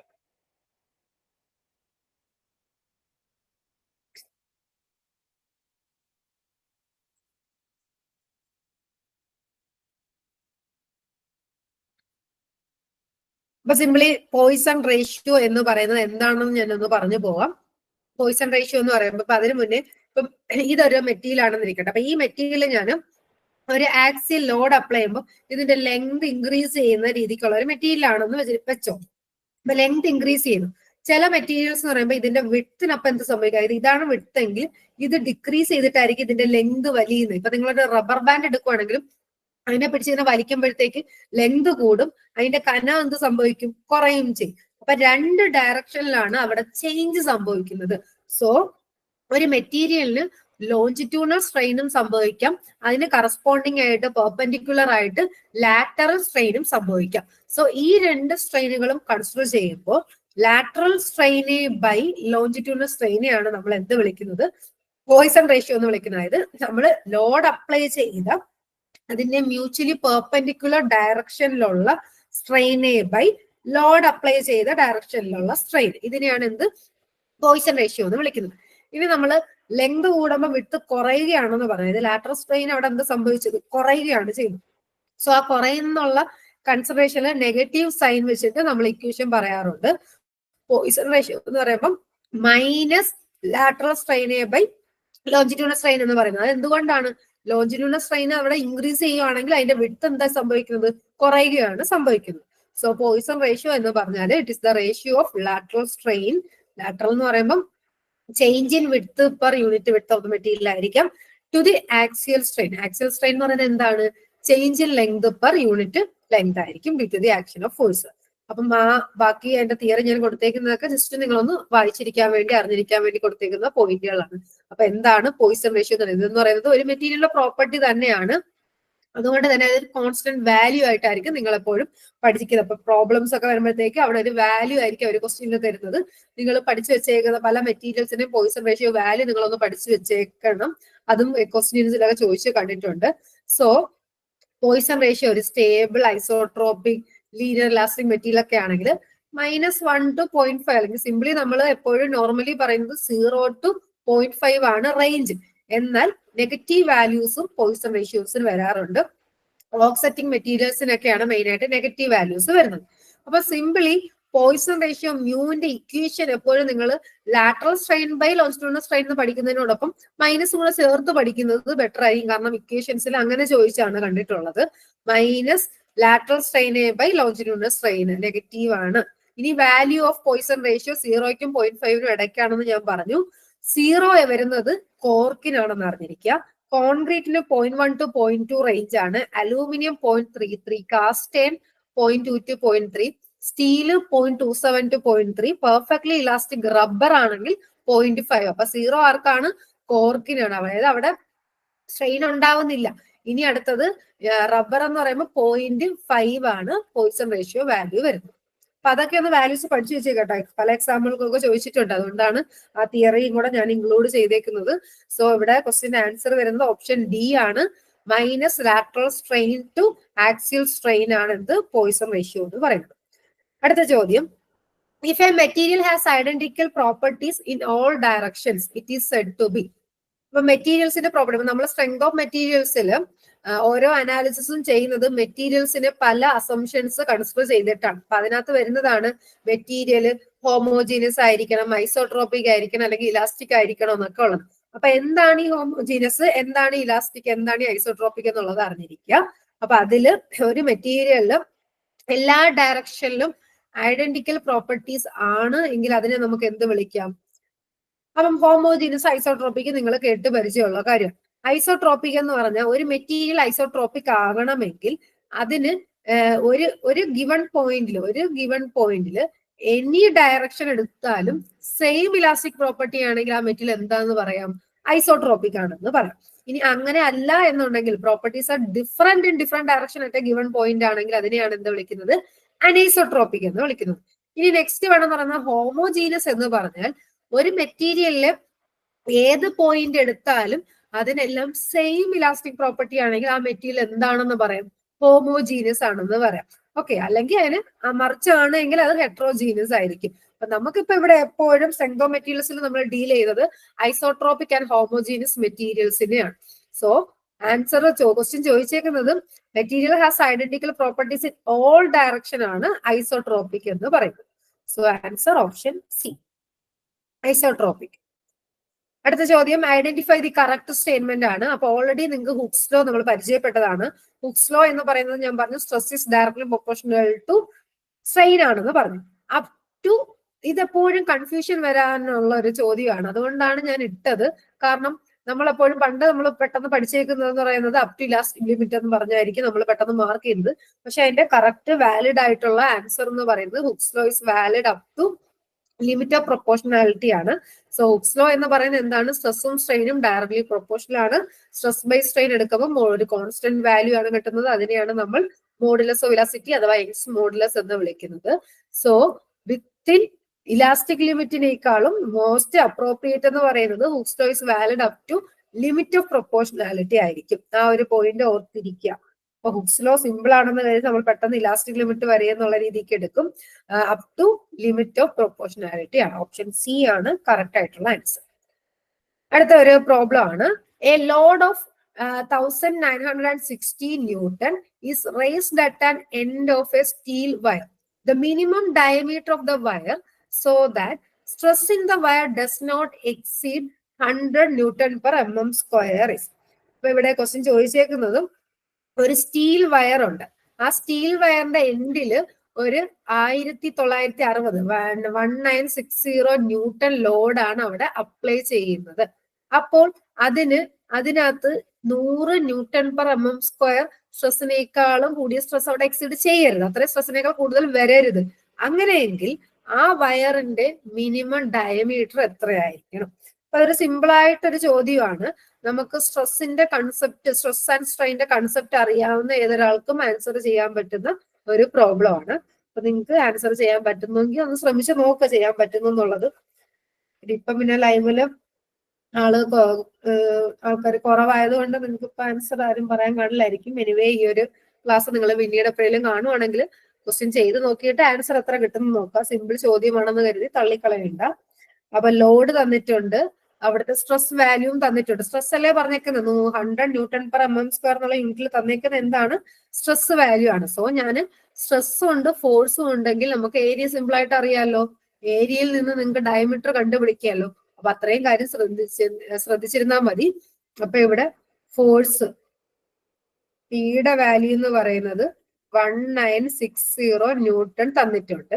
പിന്നെ തന്നേക്കുന്നത് സ്ട്രെസ് വാല്യൂ ആണ് 100 ന്യൂട്ടൺ പെർ mm സ്ക്വയർ. നമുക്ക് വേണ്ട എന്താണ്? ഡയമീറ്റർ ഇൻ mm ആണ് വേണ്ടത്. എനിക്ക് സ്ട്രെസ്സിന്റെ ഇക്വേഷൻ എന്തറിയാം? ഫോഴ്സ് ബൈ ഏരിയ എന്നുള്ള ഇക്വേഷൻ അറിയാം. ഇനി ഒരു വയറിന്റെ ഡയമീറ്റർ കണ്ടുപിടിക്കണം. അതിനർത്ഥം അതിന്റെ ക്രോസ് സെക്ഷൻ എന്താണ്? ഡയമീറ്റർ ആണ് കണ്ടുപിടിക്കുന്നത്. ക്രോസ് സെക്ഷൻ എന്താണ്? സർക്കുലർ ആണ്. അപ്പൊ ഒരു സർക്കുലറിന്റെ ഏരിയ അല്ലെങ്കിൽ സർക്കുലർ ക്രോസ് സെക്ഷന്റെ ഏരിയ കണ്ടുപിടിക്കുന്ന ഇക്വേഷൻ എന്താണ്? π/4 ഇൻറ്റു d സ്ക്വയർ ആണ്. സോ അതാണ് എന്ത്? ഏരിയ എന്ന് പറയുന്നത്.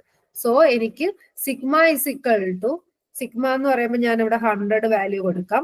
100 ഇസിക്വൽ ടു ഫോഴ്സ് എന്ന് പറയുമ്പോൾ 1960 divided by force by area അല്ലേ സ്ട്രെസ് എന്ന് പറയുന്നത്. ഏരിയക്ക് ഞാൻ എന്ത് കൊടുക്കുന്നു? π/4 ഇൻറ്റു d സ്ക്വയർ എന്ന് കൊടുക്കുന്നു. അപ്പൊ ഇതിനകത്തുള്ള എന്റെ അൺനോൺ ആരാണ്? ഡി ആണ്. ഡയമീറ്റർ ഓഫ് ദ വയർ ആണ് അൺനോൺ. സോ ഈ ഒരു പ്രോബ്ലം നിങ്ങളൊന്ന് വർക്ക്ഔട്ട് സോൾവ് ചെയ്ത് നോക്കുക. അപ്പൊ നമുക്ക് എക്സാമിന് കാൽക്കുലേറ്റർ യൂസ് ചെയ്യാൻ പറ്റത്തില്ല. നിങ്ങളുടെ കൈ കൊണ്ട് തന്നെ നിങ്ങൾ കാൽക്കുലേറ്റ് ചെയ്ത് എക്സാം പ്രിപ്പയർ ചെയ്യുന്ന സമയത്ത് കാൽക്കുലേറ്റ് ചെയ്ത് പഠിച്ചു പോകണം. സോ ഡയമീറ്റർ ഇവിടെ സോൾവ് ചെയ്ത് ആൻസർ എത്ര കിട്ടുന്നതെന്ന് ചെക്ക് ചെയ്യാം. സോ അത് സോൾവ് ചെയ്യുമ്പോഴത്തേക്കും അപ്പം 5 mm ആൻസർ കിട്ടും. അപ്പൊ റൂട്ടൊക്കെ നമുക്ക് കണ്ടുപിടിക്കാൻ പറ്റുന്ന രീതിക്കുള്ള വാല്യൂസ് ആയിരിക്കും നമ്മുടെ എക്സാമിന് വരുന്നതെന്ന് നമുക്ക് എക്സ്പെക്ട് ചെയ്യാം. സോ ഇവിടെ എടുത്തേക്കുന്ന ഇക്വേഷൻ എന്ന് പറയുന്നത് ലോഡ് എന്ന് പറയുന്നത് സ്ട്രെസ് ഇൻറ്റു ഏരിയ, അല്ലെങ്കിൽ സ്ട്രെസ് എന്ന് പറയുന്നത് ലോഡ് ബൈ ഏരിയ ആണ്. ഏരിയ എന്ന് പറയുന്നത് π/4 d സ്ക്വയർ ആണ്. സോ ഡയമീറ്റർ എത്ര കിട്ടി? 5 mm ആൻസർ കിട്ടും. സോ ഓപ്ഷൻ സി ആണ് ആൻസർ കിട്ടുന്നത്. സോ അപ്പൊ അത് സിമ്പിൾ ആയിട്ടുള്ള ഒരു സ്ട്രെസ്സിന്റെ ഇക്വേഷൻ യൂസ് ചെയ്തിട്ടുള്ള ഒരു ന്യൂമറിക്കൽ പ്രോബ്ലം. ഒരു സിമ്പിൾ ചോദ്യം നിങ്ങൾക്ക് ആൻസർ ചെയ്യാൻ പറ്റുമെങ്കിൽ അതിൽ നിന്ന് വരുന്ന ബാക്കിയുള്ള ക്വസ്റ്റ്യൻസും നിങ്ങൾക്ക് ആൻസർ ചെയ്യാൻ പറ്റും. കാരണം ആ ഒരു കൺസെപ്റ്റ് സെയിം ആണ് എല്ലായിടത്തും യൂസ് ചെയ്യുന്നത്. അടുത്ത ചോദ്യം, the number of elastic constant for a complete isotropic material which follows Hooke's law is. അപ്പൊ ഇതൊരു അടുത്തൊരു തിയറട്ടിക്കൽ പോയിന്റ് അറിഞ്ഞിരിക്കേണ്ടതാണ്. എത്ര ഇലാസ്റ്റിക് കോൺസ്റ്റന്റുകളാണ് ഉള്ളത് എന്ന് ഫോർ ആൻ ഐസോട്രോപിക് മെറ്റീരിയൽ. അപ്പൊ ആ ഒരു തിയറി നോക്കാം നമുക്ക്. ഐസോട്രോപിക് മെറ്റീരിയൽ ആണെങ്കിൽ 2 ഇൻഡിപെൻഡന്റ് ഇലാസ്റ്റിക് കോൺസ്റ്റന്റുകളാണ് ഉള്ളത്, ഇയും പോയിസൺ റേഷ്യോയും. ഓർത്തോട്രോപിക് മെറ്റീരിയൽ ആണെങ്കിൽ 9 ഇൻഡിപെൻഡന്റ് കോൺസ്റ്റന്റുകളാണ് ഉള്ളത്. അനൈസോട്രോപിക് മെറ്റീരിയൽ ആണെങ്കിൽ 21 ഇലാസ്റ്റിക് കോൺസ്റ്റന്റ് ആണ്. അപ്പം 2, 9, 21. ഐസോട്രോപിക്കിന് 2ഉം ഓർത്തോട്രോപിക്കിന് 9ഉം അനൈസോട്രോപിക്കിന് 21 ഇലാസ്റ്റിക് കോൺസ്റ്റന്റും ആണെന്നുള്ള ആ ഒരു തിയറി അറിഞ്ഞിരിക്കുക. അത് എക്സാമിന് ചോദിച്ചു കണ്ടിട്ടുണ്ട്. സോ ആൻസർ എന്ന് പറയുന്നത് ഓപ്ഷൻ എ ആണ്. Number of elastic constant for a complete isotropic material എന്ന് പറയുന്നത് 2 ആയിരിക്കും. Option A. അടുത്ത ചോദ്യം, for structural steel the relative magnitudes of 3 moduli of elasticity E, C and K is given by. അപ്പൊ main ആയിട്ടുള്ള ഒരു topic തന്നെയാണ് നമ്മുടെ ഈ ചാപ്റ്ററിനകത്ത് ഇലാസ്റ്റിക് കോൺസ്റ്റന്റ് എന്ന് പറയും. അപ്പൊ ഇലാസ്റ്റിക് കോൺസ്റ്റന്റുകൾ നിങ്ങൾ എന്തൊക്കെയാ പഠിച്ചേക്കുന്നത്? ഇ പഠിച്ചിട്ടുണ്ട്. ഇ എന്ന് പറയുന്നത് എന്താണ്? മോഡുലസ് ഓഫ് ഇലാസ്റ്റിസിറ്റി ആണ്. സി എന്ന് പറയുന്നത് എന്താണ്? ചിലപ്പോ സിക്ക് നിങ്ങൾക്ക് ജി എന്നായിരിക്കാൻ നൊട്ടേഷൻ പഠിച്ചേക്കുന്നത്, എൻ എന്നായിരിക്കാൻ നൊട്ടേഷൻ പഠിച്ചത്. പല നൊട്ടേഷൻസ് പല ടെക്സ്റ്റ് ബുക്കുകൾ കൊടുക്കാറുണ്ട്. സോ സി എന്ന് പറയുന്നതാണ് എന്ത്? Modulus of rigidity. Then K എന്ന് പറയുന്നത് എന്താണ്? Bulk modulus. അപ്പം ഇ, സി, കെ ഇത് മൂന്നും എന്താണെന്നുള്ള ഡെഫിനിഷൻ, അതിന്റെ ഇക്വേഷൻ, ഇതൊക്കെ തമ്മിലുള്ള റിലേഷൻസും കാര്യങ്ങളുമാണ് ഈ ഒരു പോർഷനിൽ നിങ്ങൾ ഇമ്പോർട്ടന്റ് ആയിട്ട് നോക്കിയിരിക്കേണ്ടത്.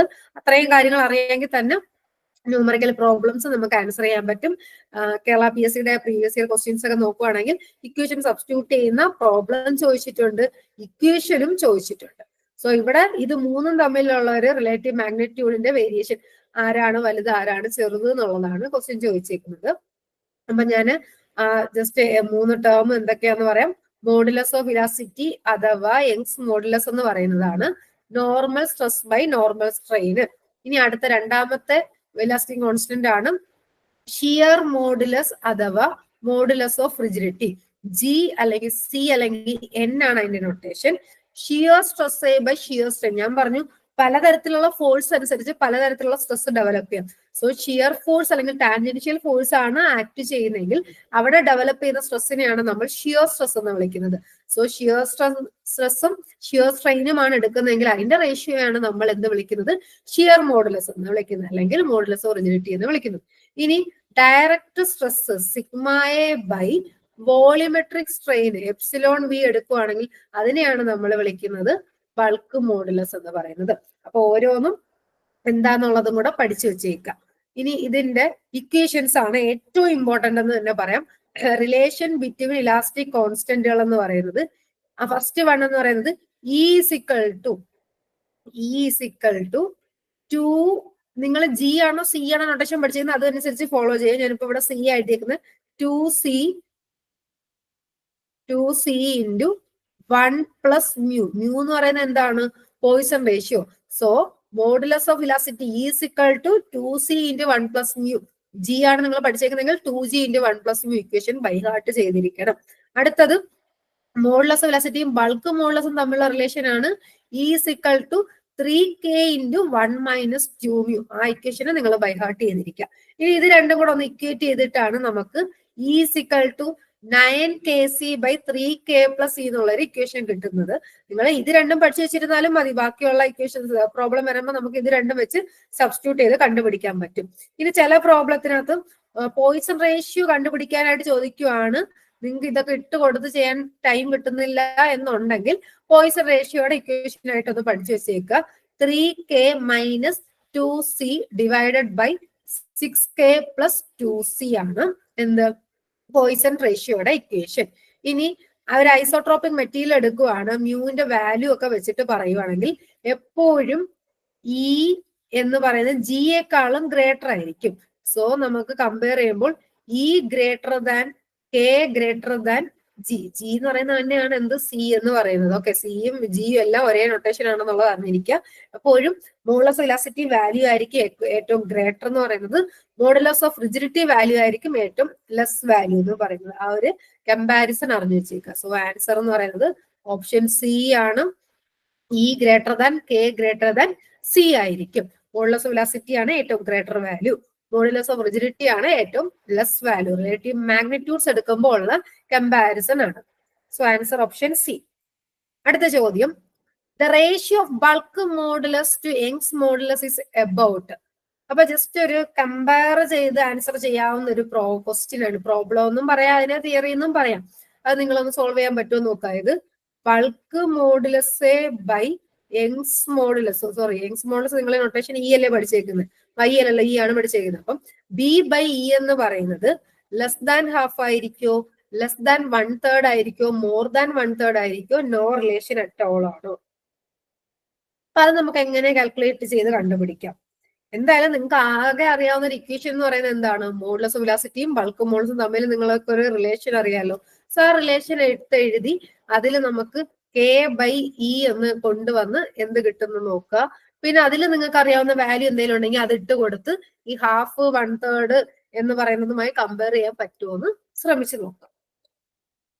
അപ്പൊ ഏത് ചോദ്യം നമ്മൾ കണ്ടാലും നമുക്കറിയാവുന്ന ഇക്വേഷൻ എടുത്ത് എഴുതി നിങ്ങൾ അതിനകത്തോട്ട് എത്തിക്കാൻ വേണ്ടിയിട്ട് ശ്രമിക്കുക. അതേ നമുക്ക് പറ്റത്തുള്ളൂ. ഇപ്പൊ നമുക്ക് ചില ക്വസ്റ്റ്യൻസ് കാണുമ്പോൾ പെട്ടെന്ന് നമുക്ക് കൺഫ്യൂഷൻ വരും. ഇത് ഏത് ഇക്വേഷൻ കൊടുത്താലാണ് പെട്ടെന്ന് സോൾവ് ചെയ്യാൻ പറ്റുന്നത് എന്നുള്ളത്. നിങ്ങളുടെ മൈൻഡിൽ വരുന്ന ഇക്വേഷൻ ഏതാണോ അതെടുത്ത് എഴുതിയിട്ട് അതിനകത്ത് ഓപ്ഷനുമായിട്ട് കമ്പയർ ചെയ്ത് നോക്കി കണ്ടുപിടിക്കാം. അപ്പൊ നമുക്ക് ബി ബൈ ഇ ആണ് വേണ്ടത്. അപ്പൊ തൊട്ട് മുന്നേ നമ്മൾ റിലേഷൻ ഞാൻ പറഞ്ഞല്ലോ, എന്താ പറഞ്ഞ ഈസിക്കൽ ടു 3k × 1 - 2 mu എന്നുള്ള റിലേഷൻ പറഞ്ഞു. സോ ആ റിലേഷൻ ഇട്ട് കൊടുക്കുവാണ്. ഈസിക്കൽ ടു 3k × 1 - 2 mu ഇട്ട് കൊടുക്കുവാണ്. അതിൽ എനിക്ക് വേണ്ടത് എന്താ? k ബൈ ഇ ആണ് വേണ്ടത്. അപ്പൊ k ബൈ ഇ എന്ന് പറയുമ്പോൾ 1/3 × 1 - 2 mu എന്നൊരു ഇക്വേഷൻ നിങ്ങൾക്ക് കിട്ടി. ഇനി ഈ മ്യൂ എന്ന് പറയുന്നത് എന്താ? പോയിസൺ റേഷ്യോയുടെ വാല്യൂ നമുക്ക് 0 തൊട്ട് 0.5 വരെയാണ് വേരി ചെയ്യുന്നത്. നമ്മൾ ഓൾറെഡി പഠിച്ചു വെച്ചിട്ടുണ്ട്. ഞാനപ്പോ ആ 0, 0.1, 0.2, 0.3, 0.4, 0.5 ഒക്കെ ഇട്ട് കൊടുക്കുവാണെങ്കിൽ എന്ത് കിട്ടും വാല്യൂ? എപ്പോഴും 0.5 അല്ലെ മാക്സിമം വാല്യൂ. അപ്പം മ്യൂവിന് 0.5 വാല്യൂ ഇട്ട് കൊടുക്കുമ്പം 1/3 എന്നുള്ള, അതായത് 0.33 എന്നുള്ള ആൻസർ കിട്ടും. So K by E value എന്ന് പറയുന്നത് greater than or equal to എന്തായിരിക്കാം? എല്ലാം 0.33യേക്കാളും നിങ്ങൾക്ക് ഈക്വലും വരാം, ഗ്രേറ്റർ വാല്യൂസും ആണ്. മ്യൂവിന് പല പല വാല്യൂസ് ഇട്ട് കൊടുക്കുമ്പോൾ നിങ്ങൾക്ക് കിട്ടുന്നത്. സോ ആൻസർ നമുക്ക് പറയാം മോർ ദാൻ 1/3 ആയിരിക്കും. മോർ ദാൻ 1/3 ആയിരിക്കും ആൻസർ എന്ന് പറയുന്നത്. ലെസ് ദാൻ ഹാഫ് അല്ല, ലെസ് ദാൻ 1/3 അല്ല, നോ റിലേഷൻ ആയിട്ടുള്ള അതും തെറ്റാണ്. മോർ ദാൻ 1/3 ആയിരിക്കും. സോ ആൻസർ ഓപ്ഷൻ സി ആയിരിക്കും. Okay, bulk modulus by Young's modulus. അടുത്ത ചോദ്യം, the relation between the 3 elastic constant. തൊട്ട് മുന്നേ നമ്മൾ ആ തിയറി പറഞ്ഞപ്പോൾ അതിന്റെ ഇക്വേഷൻ പറഞ്ഞതാണ്. ഇയും കെയും സിയും തമ്മിലുള്ള റിലേഷൻ എന്ന് പറയുന്നത് ജസ്റ്റ് നിങ്ങൾ പഠിച്ചു വെച്ചേക്കാം. ഒരു എക്സാമിന് ചോദിച്ചത് തന്നെയാണ്. ഇങ്ങനെ ഇക്വേഷൻ ആയിട്ട് വരെയും ചോദിച്ചിട്ടുണ്ട്, അതുകൊണ്ട് പഠിച്ചു വെച്ചേക്കാം. Is equal to 9kc/3k+c. Option C is equal to 9kg/3k+g എന്നോ 9kc/3k+c എന്നോ പഠിച്ചു വെച്ചേക്കാം. അടുത്ത question, the ratio of Young's modulus to modulus of rigidity for a material having Poisson's ratio 0.2. അപ്പം വീണ്ടും റേഷ്യോ ആണ് ചോദിച്ചേക്കുന്നത്. Young's modulus to modulus of rigidity. അപ്പൊ ഇ ബൈ ജി ആണ് ചോദിച്ചേക്കുന്നത്. പോയിസൺ റേഷ്യോയുടെ വാല്യൂ എത്രയാ തന്നേക്കുന്നത്? മ്യൂ എന്ന് പറയുന്നത് 0.2 തന്നിട്ടുണ്ട്. എങ്കിൽ നിങ്ങൾക്ക് ഈ ഒരു റിലേഷൻ, അല്ലെങ്കിൽ ഇയും ജിയും മ്യൂവും തമ്മിലുള്ള റിലേഷൻ നിങ്ങൾക്ക് അറിയാമല്ലോ. ഇക്വേഷൻ ഒക്കെ നമ്മൾ ബൈഹാർട്ട് ചെയ്ത് വെച്ചിട്ടുണ്ട്. സോ ആ ഇക്വേഷൻ എടുത്ത് എഴുതുക, സബ്സ്റ്റിറ്റ്യൂട്ട് ചെയ്ത് സോൾവ് ചെയ്യുക. അപ്പൊ ഇങ്ങനെ ഫ്രാക്ഷൻ ആയിട്ട് വേണം ആൻസർ എഴുതാൻ വേണ്ടിയിട്ട്. അപ്പൊ ഫ്രാക്ഷൻ ആയിട്ടാണല്ലോ ഓപ്ഷൻ കൊടുത്തേക്കുന്നത്. അപ്പൊ ഈസിക്വൽ ടു എന്താണ് പഠിച്ചേക്കുന്നത്? നിങ്ങൾ തനിയെ ചെയ്യാൻ പറ്റുമെങ്കിൽ ചെയ്ത് നോക്കുക.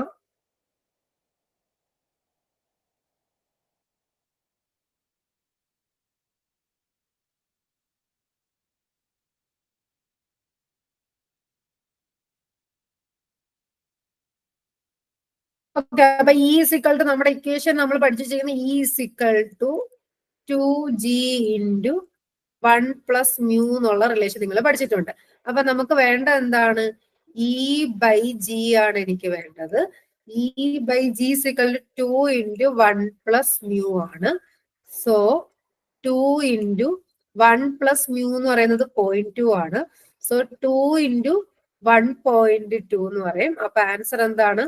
2.4 വരെ. എനിക്ക് ഇങ്ങനെ ഡെസിമൽ ആയിട്ടല്ലല്ലോ വേണ്ടത്. സോ നിങ്ങൾക്ക് ജസ്റ്റ് ഫ്രാക്ഷൻ ആക്കണമെങ്കിൽ എങ്ങനെ ചെയ്യാം? 2.4 എന്ന് പറഞ്ഞാല് 24/10 ആണ്. സോ 12/5 വരും. ആൻസർ എന്താണ് അപ്പോ 12/5 ഓപ്ഷൻ എ ആണ് ആൻസർ വരുന്നത്. സോ സിമ്പിൾ ആയിട്ട് ആ ഒരു ഇക്വേഷൻ റിലേഷൻസ് അറിയാമെങ്കിൽ നിങ്ങൾക്ക് സബ്സ്റ്റിറ്റ്യൂട്ട് ചെയ്യുന്ന പ്രോബ്ലംസ് ആണ് കൂടുതൽ തവണയും ചോദിച്ച് കണ്ടിട്ടുള്ളത്. സോ ഉറപ്പായിട്ടും ഇലാസ്റ്റിക് കോൺസ്റ്റന്റുകൾ തമ്മിലുള്ള ഇക്വേഷൻസ് റിലേഷൻ പഠിച്ചു വെച്ചേക്കുക. Is equal to 2g × 1 + u. അത് ബൈ ഹാർട്ട് ചെയ്യുക തന്നെ വേണം. അടുത്ത ചോദ്യം, a circular rod of 10 mm diameter is tested for tension and it was observed that when tension was 11 kilonewton, the total extension on a 300 mm length was 0.2 mm. Young's modulus is. Sentence ഒക്കെ കാണുമ്പോൾ വലിയ question ആണെന്നൊക്കെ തോന്നും, പക്ഷെ simple ആയിട്ടുള്ള ചോദ്യമല്ലേ. അപ്പൊ നിങ്ങൾ എന്തായാലും ഈ ഒരു ചാപ്റ്റർ സ്ട്രെസ് സ്ട്രെയിൻ ചാപ്റ്റർ പഠിക്കുമ്പോൾ തന്നെ ഇക്വേഷൻസ് എല്ലാം ബൈ ഹാർട്ടഡ് ആയിരിക്കും. നിങ്ങൾ ഏത് സബ്ജക്ട് ഏത് ടോപ്പിക് പ്രിപ്പയർ ചെയ്യുമ്പോഴും എപ്പോഴും ഇക്വേഷൻസ് എഴുതാൻ വേണ്ടി ഒരു ഇക്വേഷൻ ബുക്ക് കീപ്പ് ചെയ്യുക. ഇക്വേഷൻസ് എടുത്ത് എഴുതി വെച്ചേക്കുക. നിങ്ങൾ എന്തായാലും കൺസെപ്റ്റ് തിയറി പഠിച്ചിട്ടാണ് ഇക്വേഷനിലോട്ട് എത്തുന്നത്. ആ ഇക്വേഷൻസ് എപ്പോഴും ബൈ ഹാർട്ടഡ് ആയിരിക്കണം. കാരണം നമുക്ക് എക്സാമിന് അത്രയ്ക്ക് ടൈം ഒന്നുമില്ല, ഒരു പ്രോബ്ലം കൊണ്ടിരിക്കാനുള്ള ടൈമില്ല. പെട്ടെന്ന് തന്നെ ഇക്വേഷൻ അറിയാമെങ്കിൽ സബ്സ്റ്റിറ്റ്യൂട്ട് ചെയ്ത് സോൾവ് ചെയ്യാം. കാൽക്കുലേഷൻ തന്നെ ചില സ്റ്റുഡൻസ് കാൽക്കുലേഷൻ ഒരുപാട് ടൈം എടുക്കും. സോ അങ്ങനെയൊക്കെ ഉള്ളവർ ഇക്വേഷൻസ് നല്ല രീതിക്ക് തന്നെ പഠിച്ചു വെച്ചേക്കാം. അപ്പൊ ഇവിടെ ക്വസ്റ്റ്യൻ ചോദിച്ചേക്കുന്നത് യങ്സ് മോഡുലസ് ആണ്, ഈയുടെ വാല്യൂ കണ്ടുപിടിക്കേണ്ടത്. സർക്കുലർ റോഡാണ്, ഡയമീറ്റർ തന്നിട്ടുണ്ട്, 10 mm തന്നിട്ടുണ്ട്. പിന്നെ ഫോഴ്സ് ടെൻഷൻ ആണ് 11 kN ആണ്. kN ആണെങ്കിൽ ന്യൂട്ടൺ ആക്കാനൊക്കെ നിങ്ങൾക്ക് അറിയാം, 10⁻³ കൊണ്ട് മൾട്ടിപ്ലൈ ചെയ്യണം. പിന്നെ ആ റോഡിന്റെ ലെങ്ത് തന്നിട്ടുണ്ട്, L എന്ന് പറയുന്നത് 300 mm ആണ് ലെങ്ത്. ഇനി അതിനുണ്ടായ എക്സ്റ്റൻഷൻ Δl എന്ന് പറയുന്നത് എന്താണ്? 0.2 ആണ്. ഇത്രയും കാര്യങ്ങൾ ഉണ്ടെങ്കിൽ നമുക്ക് എന്ത് കണ്ടുപിടിക്കാം? യങ്സ് മോഡുലസ് കണ്ടുപിടിക്കാമല്ലോ. നിങ്ങൾക്ക് സിംപ്ലി പറയുവാണെങ്കിൽ ഇ എന്ന് പറയുന്നത് എന്താ? സ്ട്രെസ് ബൈ സ്ട്രെയിൻ ആണ്. ഇനി സ്ട്രെസ് എന്ന് പറയുന്നത് എന്താ? ഫോഴ്സ് ബൈ ഏരിയ ആണ്. സ്ട്രെയിൻ എന്ന് പറയുന്നത് എന്താ? Change in dimension by original dimension, അല്ലെങ്കിൽ change in length by original length ആണ്. സോ അവിടെ എല്ലാ കാര്യങ്ങളും തന്നിട്ടുണ്ട്. എ എന്ന് പറയുന്നത് എന്താണ്? ഏരിയ ക്രോസ് സെക്ഷൻ ആണ്. ഡയമീറ്റർ തന്നിട്ടുണ്ടെങ്കിൽ ഏരിയ ക്രോസ് സെക്ഷൻ എന്താണ്? πd²/4 എടുത്തോണം. ഇത്രയും കാര്യങ്ങളെ ഇവിടെ സബ്സ്റ്റിറ്റ്യൂഷൻ വരുന്നുള്ളൂ. സോ അത് സോൾവ് ചെയ്ത് നോക്കുമ്പോൾ ആൻസർ ഈ ഒരു വാല്യൂ കിട്ടുന്നു. ഇപ്പൊ നിങ്ങൾ ഈ വീഡിയോ കാണുന്നവരുണ്ടെങ്കിൽ ഇത് കിട്ടുന്നത് നിങ്ങൾ തനിയെ ചെയ്ത് നോക്കി കാൽക്കുലേറ്റ് ചെയ്ത് നോക്കാം. അപ്പൊ ചെറിയ വേരിയേഷൻസ് ഒക്കെ വരാം ഡെസിമലിലൊക്കെ, എങ്കിലും കാൽക്കുലേറ്റ് ചെയ്ത് നോക്കുക. അപ്പൊ നമ്മളിവിടെ യൂസ് ചെയ്തേക്കുന്ന ഇക്വേഷൻ എന്ന് പറയുന്നത് മോഡുലസ് ഓഫ് ഇലാസ്റ്റിറ്റി അല്ലെങ്കിൽ യങ്സ് മോഡുലസ് എന്ന് പറയുന്നത് ഇ എന്ന് പറയുന്നത് സ്ട്രെസ് ബൈ സ്ട്രെയിൻ ആണ്. അതിനകത്ത് സ്ട്രെസ്സിന് ഞാൻ ഫോഴ്സ് ബൈ ഏരിയ എന്നുള്ള ഇക്വേഷൻ കൊടുത്തു. അതിൽ ഏരിയക്ക് πd²/4 എന്നുള്ള ഇക്വേഷൻ വീണ്ടും കൊടുത്തു. ദെൻ സ്ട്രെയിൻ എന്ന് പറയുമ്പോൾ change in length by original length ആണ്. യൂണിറ്റുകളൊക്കെ എപ്പോഴും ശ്രദ്ധിക്കുക. MM-ലാണെങ്കിൽ എല്ലാം MM കൊടുക്കുക, ന്യൂട്ടണിലാണെങ്കിൽ എല്ലാം ന്യൂട്ടണിൽ കൊടുക്കുക, kN ആണെങ്കിൽ എല്ലാം kN കൊടുക്കുക. അപ്പൊ ഓപ്ഷൻ എന്തിനാ തന്നേക്കുന്നത്? kN/mm² ആയതുകൊണ്ട് ഫോഴ്സ് kN ഓക്കെ ആയിരുന്നു, ബാക്കി ലെങ്തും കാര്യങ്ങളും എല്ലാം MM ഓക്കെ ആയിരുന്നു. നമുക്ക് അവിടെ കൺവേർഷൻ ഒന്നും വന്നില്ല. സോ സോൾവ് ചെയ്യുമ്പോൾ 210 kN/mm² ആണ് മോഡുലസ് ഓഫ് വെലോസിറ്റി അഥവാ എക്സ് മോഡുലസ് വാല്യൂ കിട്ടുന്നത്. So answer option B.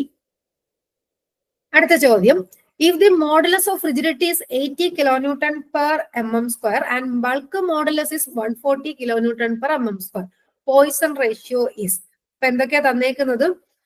Modulus of rigidity എന്ന് പറയുമ്പോൾ ജിയുടെ വാല്യൂ തന്നിട്ടുണ്ട് 80. പിന്നെ ബൾക്ക് മോഡുലസ് എന്ന് പറയുന്നത് കെ വാല്യൂ തന്നിട്ടുണ്ട് 140. എങ്കിൽ പോയിസൺ റേഷ്യോ കണ്ടുപിടിക്കുക. അപ്പൊ ഇവിടെ എങ്ങനെ കണ്ടുപിടിക്കാൻ പറ്റും? അടുത്ത ഇക്വേഷൻ ആണ്, നമുക്കറിയാവുന്ന ഇക്വേഷൻ എടുത്ത് എഴുതി അതിനകത്തുനിന്ന് പോയിസൺ റേഷ്യോ കണ്ടുപിടിക്കാൻ നോക്കുക. അത്രേ ഉള്ളൂ.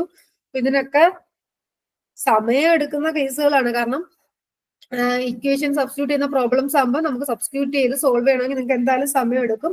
അതുകൊണ്ടാണ് ഞാൻ പറയുന്നത് ഇക്വേഷൻസ് എപ്പോഴും ആ ടൈമിൽ തന്നെ നമുക്ക് പെട്ടെന്ന് എടുത്ത് എഴുതാനായിട്ട് പറ്റണം. സോ ഇവിടുത്തെ ആൻസർ പോയിസൺ റേഷ്യോയുടെ ഞാൻ ഇക്വേഷൻ ഓൾറെഡി പഠിച്ചൊരു വ്യക്തി എന്നുള്ള നിലയ്ക്ക് നിങ്ങൾക്ക് പെട്ടെന്ന് എടുത്ത് എഴുതാം. മ്യൂ എന്ന് പറയുന്നത് 3k - 2g/6k + 2g ആണെന്ന് പഠിച്ചു വെച്ചേക്കുന്ന ഒരാളാണെങ്കിൽ പെട്ടെന്ന് അത് ആൻസർ ചെയ്യാനായിട്ട് പറ്റും.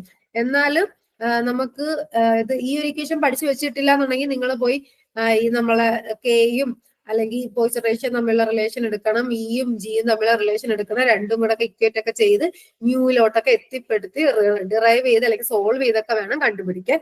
ഈ ഒരു ഇക്വേഷൻ പഠിച്ചു വെച്ചേക്കുന്ന ഒരാളാണെങ്കിൽ 0.26 എന്നുള്ള ആൻസർ വേഗം നമുക്ക് സോൾവ് ചെയ്ത് കണ്ടുപിടിക്കാൻ പറ്റും. സോ ആൻസർ ഓപ്ഷൻ സി 0.26 കിട്ടും. അപ്പൊ ഈ ചോദ്യങ്ങളിലൊക്കെ ഇക്വേഷൻ സബ്സ്റ്റിറ്റ്യൂഷനേ വരുന്നുള്ളൂ. ഒത്തിരി കോംപ്ലക്സ് ആയിട്ടുള്ള രീതിക്കുള്ള കാര്യങ്ങളൊന്നും അല്ല അവിടെ ചോദിച്ചേക്കുന്നത്. നിങ്ങൾക്ക് എന്തെങ്കിലുമൊക്കെ ഡൗട്ടുകളൊക്കെ വരുവാണെങ്കിലും കമന്റ് ആയിട്ട് ചോദിക്കാം, അല്ലെങ്കിൽ നിങ്ങൾ തനിയെ ആൻസർ ചെയ്ത് നോക്കുക, അത് തന്നെ കിട്ടും. ഇപ്പം ടോപ്പിക്ക് കവർ ചെയ്ത് പഠിക്കുന്ന ഒരാൾക്കാണെങ്കിൽ തീർച്ചയായിട്ടും ഈ ചോദ്യങ്ങളൊക്കെ ആൻസർ ചെയ്യാൻ പറ്റുന്നതാണ്. അടുത്ത ക്വസ്റ്റ്യൻ ഇതാണ്. A bar 4 cm in diameter is subjected to an axial load of 4 ton. T എന്ന് പറയുന്നത് ടൺ ആണ്. The extension of the bar over a gauge length of 20 cm is 0.03 cm. The decrease in diameter is 0.0018 cm. The Poisson ratio is. ഇപ്പൊ ഇവിടെ എന്താ ചോദിച്ചേക്കുന്നത്? Poisson റേഷ്യോയുടെ value ആണ് ചോദിച്ചേക്കുന്നത്. എന്താണ് Poisson ratio എന്ന് നിങ്ങൾക്ക് അറിയാം. തന്നേക്കുന്ന ഡേറ്റാസ് കാണുമ്പോൾ എന്തെങ്കിലും മനസ്സിലാവുന്നുണ്ടോ, ഏത് ഇക്വേഷൻ എടുക്കണമെന്ന് മനസ്സിലാവുന്നുണ്ടോ എങ്കിൽ അത് ഇട്ട് കൊടുത്ത് സബ്സ്റ്റിറ്റ്യൂട്ട് ചെയ്യുക. അപ്പൊ നമുക്കൊരു ക്വസ്റ്റ്യൻ കാണുമ്പോൾ അതിനകത്തുള്ള സെന്റൻസുകൾ വായിക്കുമ്പോൾ ഇത് ഇന്ന ടോപ്പിക്കിലെയാണ്, അതിനകത്ത് ഈ ഒരു ഇക്വേഷൻ റിലേറ്റ് ചെയ്തിട്ടുള്ള ക്വസ്റ്റ്യൻ ആണെന്നുള്ള ഒരു ബോധം നമുക്ക് വരണം. അങ്ങനെ വരണമെന്നുണ്ടെങ്കിൽ നമ്മൾ ടോപ്പിക്സ് കവർ ചെയ്തിരിക്കണം.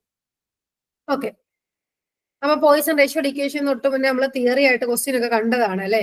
Lateral strain by linear strain ആണെന്ന് പഠിച്ചിട്ടുണ്ട്. സോ ലാറ്ററൽ എന്ന് പറയുമ്പോൾ എന്താ അവിടുത്തെ ഡയറക്ഷൻ? ലോഡ് എന്തുവാ? ഇപ്പൊ ഞാനൊരു ബാർ എടുക്കുകയാണെങ്കിൽ ആ ബാറിന്റെ ആക്സിയൽ ഡയറക്ഷനിലാണ് ടെൻസൈൽ ആക്സിയൽ ലോഡ് അല്ലേ ഡെവലപ്പ് ചെയ്തത്. അപ്പൊ അതിന്റെ ലെങ്ത് എന്ന് പറയുന്നത് ഗേജ് ലെങ്ത് 20 സെന്റിമീറ്റർ ആയിരുന്നു ഒറിജിനൽ ലെങ്ത്. അതിന് എക്സ്റ്റൻഷൻ സംഭവിച്ചു. എക്സ്റ്റൻഷൻ എത്ര സംഭവിച്ചത്? 0.03 സെന്റിമീറ്റർ ആണ് എക്സ്റ്റൻഷൻ സംഭവിച്ചത്. ഇനി അതിന്റെ ഡയമീറ്റർ ക്രോസ് സെക്ഷൻ നോക്കുവാണെങ്കിൽ ക്രോസ് സെക്ഷൻ സർക്കുലർ അല്ലേ, ഡയമീറ്റർ ആണല്ലോ. സോ ഡയമീറ്ററിന്റെ വാല്യൂ എന്ന് പറയുന്നത് എത്രയായിരുന്നു? 4 സെന്റിമീറ്റർ ആയിരുന്നു diameter.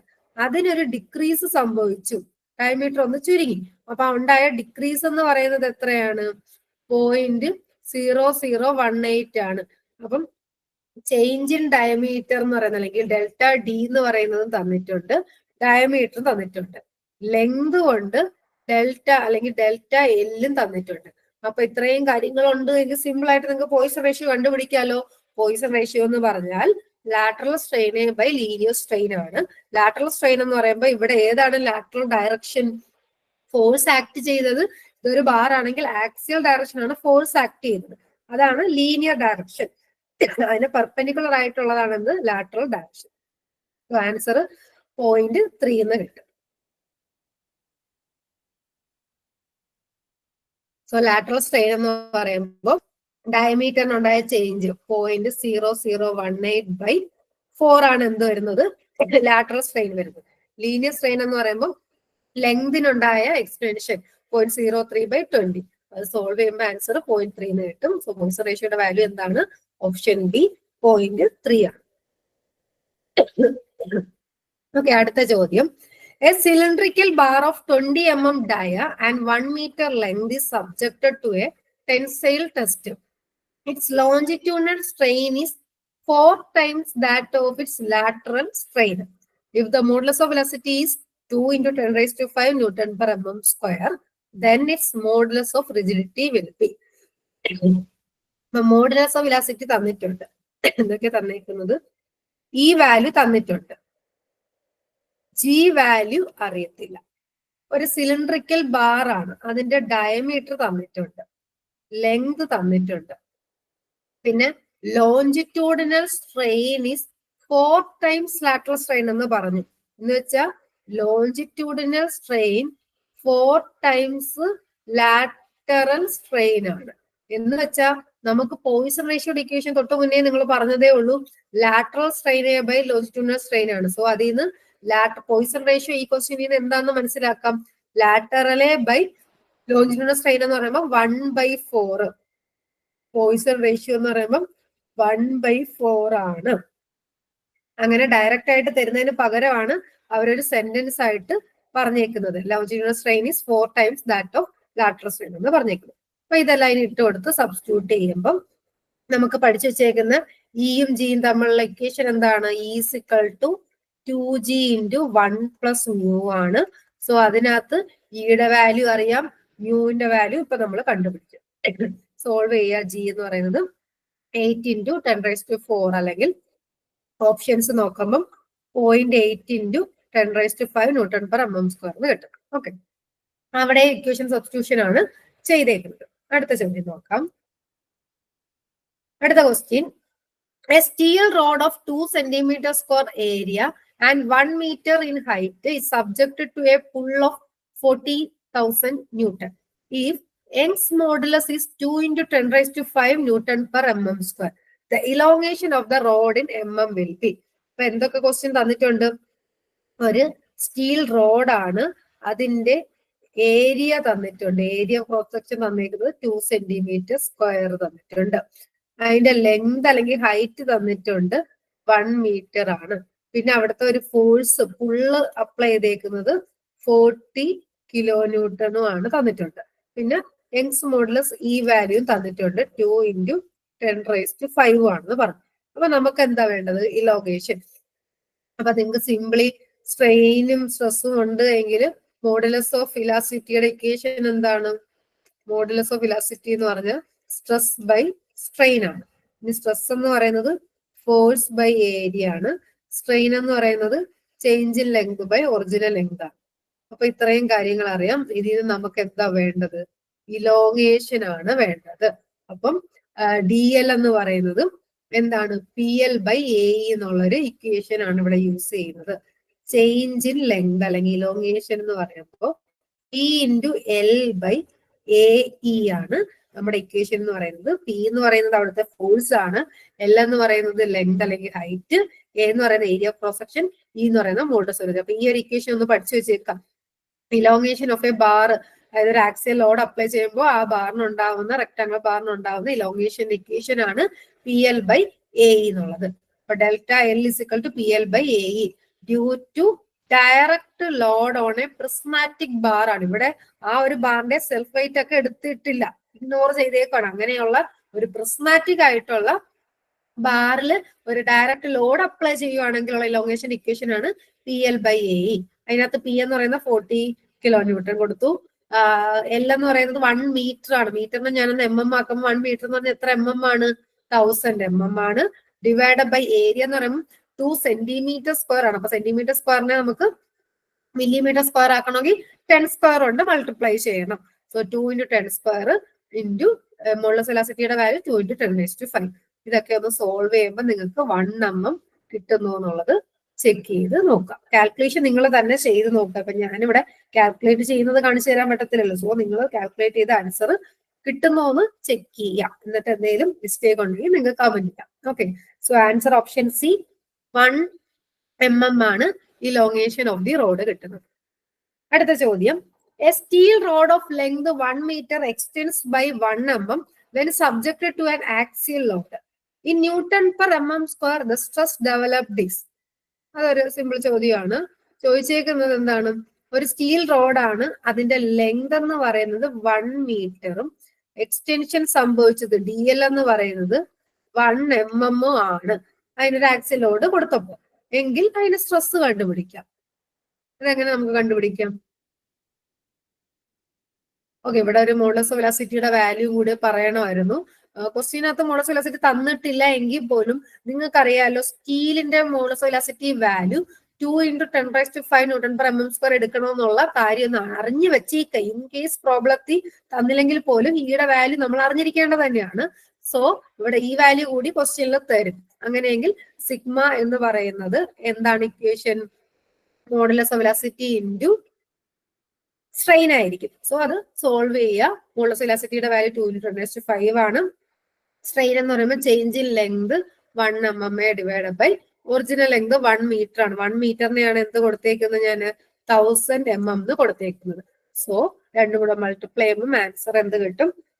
200 newton per mm square ആണ് എന്ത് കിട്ടുന്നത്? സ്ട്രെസ് ഡെവലപ്ഡ് എന്ന് പറയുന്നത്. So answer option C. അടുത്ത ചോദ്യം, the elongation of the bar due to its own weight. ഇപ്പൊ നമ്മളിപ്പം എക്സ്റ്റേണലി ലോഡ് അപ്ലൈ ചെയ്യുമ്പോൾ ഇലോങ്ങേഷൻ ഒക്കെ എന്ത് സംഭവിക്കുന്നുള്ള കാര്യങ്ങളാ പറഞ്ഞു. ഇനി ഒരു ബാർ എടുക്കുവാണെങ്കിൽ അതിന്റെ ഓൺ വെയിറ്റ് മൂലം അതിന് താഴോട്ട് ഒരു ഫോഴ്സ് അപ്ലൈ ചെയ്യുക, ഒരു ലോഡ് വരില്ല, ആ ഓൺ വെയിറ്റ് മൂലം അതിന് ഇലോങ്ങേഷൻ ഉണ്ടാവും. അതിന്റെ ഇക്വേഷൻ ആണ് ചോദ്യം എന്ന് പറയുന്നത്. അത് വെച്ചിട്ട് ന്യൂമറിക്കൽ പ്രോബ്ലം വരുന്നെങ്കിൽ നിങ്ങൾ ആ ഇക്വേഷനെ ഇട്ട് കൊടുത്ത് സബ്സ്റ്റിറ്റ്യൂട്ട് ചെയ്ത് ചെയ്യാം. അപ്പം ഇവിടെ ഇങ്ങനെ ഒരു ബാർ ഞാൻ തൂക്കിയിട്ടേക്കാണ്. അപ്പൊ അതിന്റെ വെയിറ്റ് കാരണം, W എന്ന് പറയുന്ന വെയിറ്റ് കാരണം താഴോട്ടൊരു ഇലോങ്ങേഷൻ സംഭവിക്കാം. അപ്പൊ എപ്പോഴും ഇതിന്റെ ലെങ്ത് L ആണെന്ന് ഇരിക്കട്ടെ. എപ്പോഴും അതിന്റെ വെയിറ്റ് ആക്ട് ചെയ്യുന്ന അതിന്റെ സെന്റർ ആണ് എടുക്കുന്നത്. അതായത് ഹാഫ് ലെങ്ത് എടുക്കുവാണെങ്കിൽ ഈ ഒരു ഹാഫ് പോർഷന്റെ ആണ് സ്ട്രെസ് ആക്ട് ചെയ്യുന്നതായിട്ട് നമ്മൾ എടുക്കുന്നത്. സോ ഫോഴ്സ് ഇലോങ്ങേഷൻ എന്ന് പറയുമ്പോൾ PL/A എന്ന് നമ്മൾ നോർമൽ ബാറിന്റെ കേസ് പഠിച്ചു. എക്സ്റ്റേണൽ ലോഡ് അപ്ലൈ ചെയ്യുമ്പോൾ ഉള്ളതിന്റെ ഇലോങ്ങേഷൻ PL/A എന്ന് പഠിച്ചു. ഇവിടെ ഇപ്പൊ എന്താ, ഓൺ വെയിറ്റ് ആണ് ചോദിച്ചേക്കുന്നത്. സോ PL/Aക്കകത്ത് എല്ലിന്റെ സ്ഥാനത്ത് പിയുടെ സ്ഥാനത്ത് നിങ്ങൾ എന്ത് ഇട്ട് കൊടുക്കണം, അതിന്റെ സെൽഫ് വെയിറ്റ് W ഇട്ട് കൊടുക്കുക. ദെൻ എല്ലിന്റെ സ്ഥാനത്ത് അതിന്റെ സെന്റർ വരെയുള്ള ലെങ്ത് ഇട്ട് കൊടുക്കുക. L/2 അതി കൊടുത്താൽ മതി ബൈ AE. സോ സോൾവ് ചെയ്യുമ്പോൾ WL/ എന്ന് കിട്ടും 2AE എന്നാണ് ഇക്വേഷൻ കിട്ടുന്നത്. So elongation of the bar due to self weight എന്ന് പറയുന്നതിന്റെ ഇക്വേഷൻ ആണ് WL/2AE. ഇക്വേഷൻ പല എക്സാമ്പിൾക്ക് ചോദിച്ചു കണ്ടിട്ടുണ്ട്. അത് വെച്ച് പ്രോബ്ലം ആണ് വരുന്നതെങ്കിൽ സബ്സ്റ്റിറ്റ്യൂട്ട് ചെയ്ത് നമുക്ക് സോൾവ് ചെയ്യാം. So answer option A. അടുത്ത ചോദ്യം, 2 bars of same size but of different materials are subjected to same tensile force. If the bars have their axial elongation in the ratio of 4:6, then the ratio of modulus of velocity of the two materials would be. അപ്പൊ ഇവിടെ modulus of velocity, അപ്പൊ ഞാനിപ്പം A എന്ന് പറയുന്ന ഒരു മെറ്റീരിയലും B എന്ന് പറയുന്ന ഒരു മെറ്റീരിയലും എടുക്കാം. അപ്പൊ അതിനകത്ത് E/A/E/B ആണ് ക്വസ്റ്റ്യൻ ചോദിച്ചേക്കുന്നത്. അപ്പൊ അവരെന്തൊക്കെ കാര്യങ്ങളാ പറഞ്ഞേക്കുന്നത്, 2 ബാറും A എന്ന് പറയുന്ന ബാറും B എന്ന് പറയുന്ന ബാറും സെയിം സൈസ്, ഡയമെൻഷൻ ഒക്കെ കറക്റ്റ് ആണ്. എന്നാൽ ഡിഫറെന്റ് മെറ്റീരിയൽ ആയതുകൊണ്ടാണല്ലോ ഈ വാല്യൂ ഡിഫറെന്റ് ആവുന്നത്. സെയിം ടെൻസൈൽ ഫോഴ്സും ആണ്. P/Aയും P/Bയും സെയിം ആണ്. സെയിം സൈസ് ആയതുകൊണ്ട് തന്നെ ഏരിയ ഓഫ് എയും ഏരിയ ഓഫ് ബിയും സെയിം ആയിരിക്കും, ക്രോസ് സെക്ഷൻ ഏരിയ സെയിം ആയിരിക്കും. എന്നാൽ അവിടുത്തെ ചേഞ്ച് എന്ന് പറയുന്നത് ആക്സിൽ ഇലോങ്ങേഷൻ, അതായത് DL/A/DL/B എന്ന് പറയുന്നതാണ് 4:6 എന്നാണ് തന്നിരിക്കുന്നത്. അപ്പൊ ഇത്രയും കാര്യത്തിൽ നിന്ന് നമുക്ക് മോഡുലസ് ഓഫ് വെലോസിറ്റികളുടെ റേഷ്യോകൾ കണ്ടുപിടിക്കാൻ പറ്റുമെന്ന് നോക്കാം.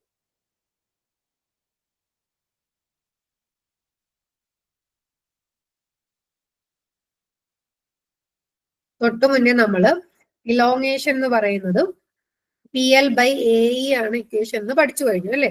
അപ്പൊ അതിനകത്ത് P എന്ന് പറയുന്നത് സെയിം ആണ്, L എന്ന് പറയുന്നതും സെയിം ആണ്. എന്നാൽ DL വേരി ചെയ്യല്ലോ, ഓൾറെഡി റേഷ്യോ അവർ തന്നിട്ടുണ്ട്. എയും സെയിം ആണ്, സെയിം സൈസ് ആയതുകൊണ്ട് ഈ തമ്മിലുള്ള റിലേഷൻ. അപ്പൊ എയും DL-ഉം തമ്മിൽ എങ്ങനെയാ, ഇൻവേഴ്സ്ലി പ്രൊപ്പോർഷണൽ ആണ്.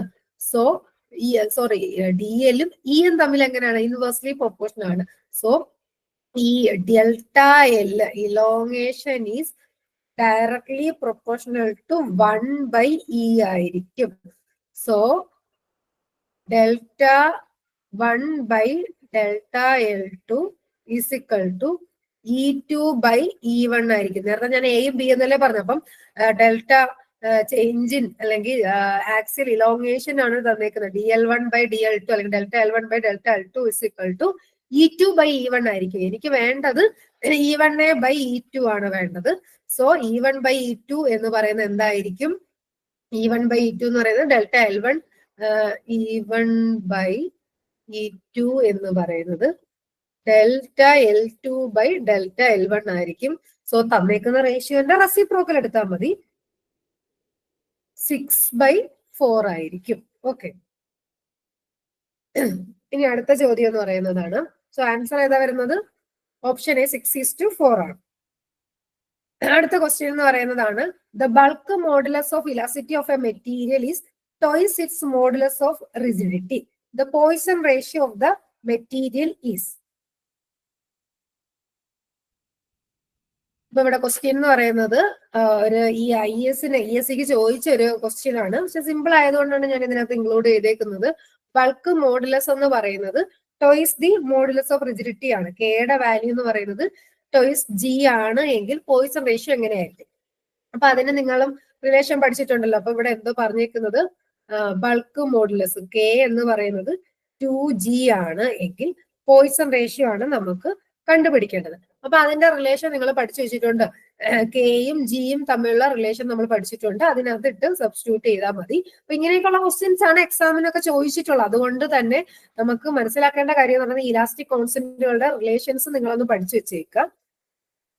ഓക്കെ, അപ്പൊ E = 2G × 1 + mu എന്നുള്ള ഇക്വേഷൻ നമ്മൾ പഠിച്ചിട്ടുണ്ട്. E = 3K × 1 - 2mu. ഇമ്പോർട്ടന്റ് ആണ്. വീണ്ടും വീണ്ടും ഈ ക്വസ്റ്റ്യൻസ് ഞാൻ ഇൻക്ലൂഡ് ചെയ്യാൻ കാരണം ഈ ഇലാസ്റ്റിക് കോൺസ്റ്റന്റുകളുടെ ഇക്വേഷൻ നമുക്ക് ഇമ്പോർട്ടന്റ് ആണ്.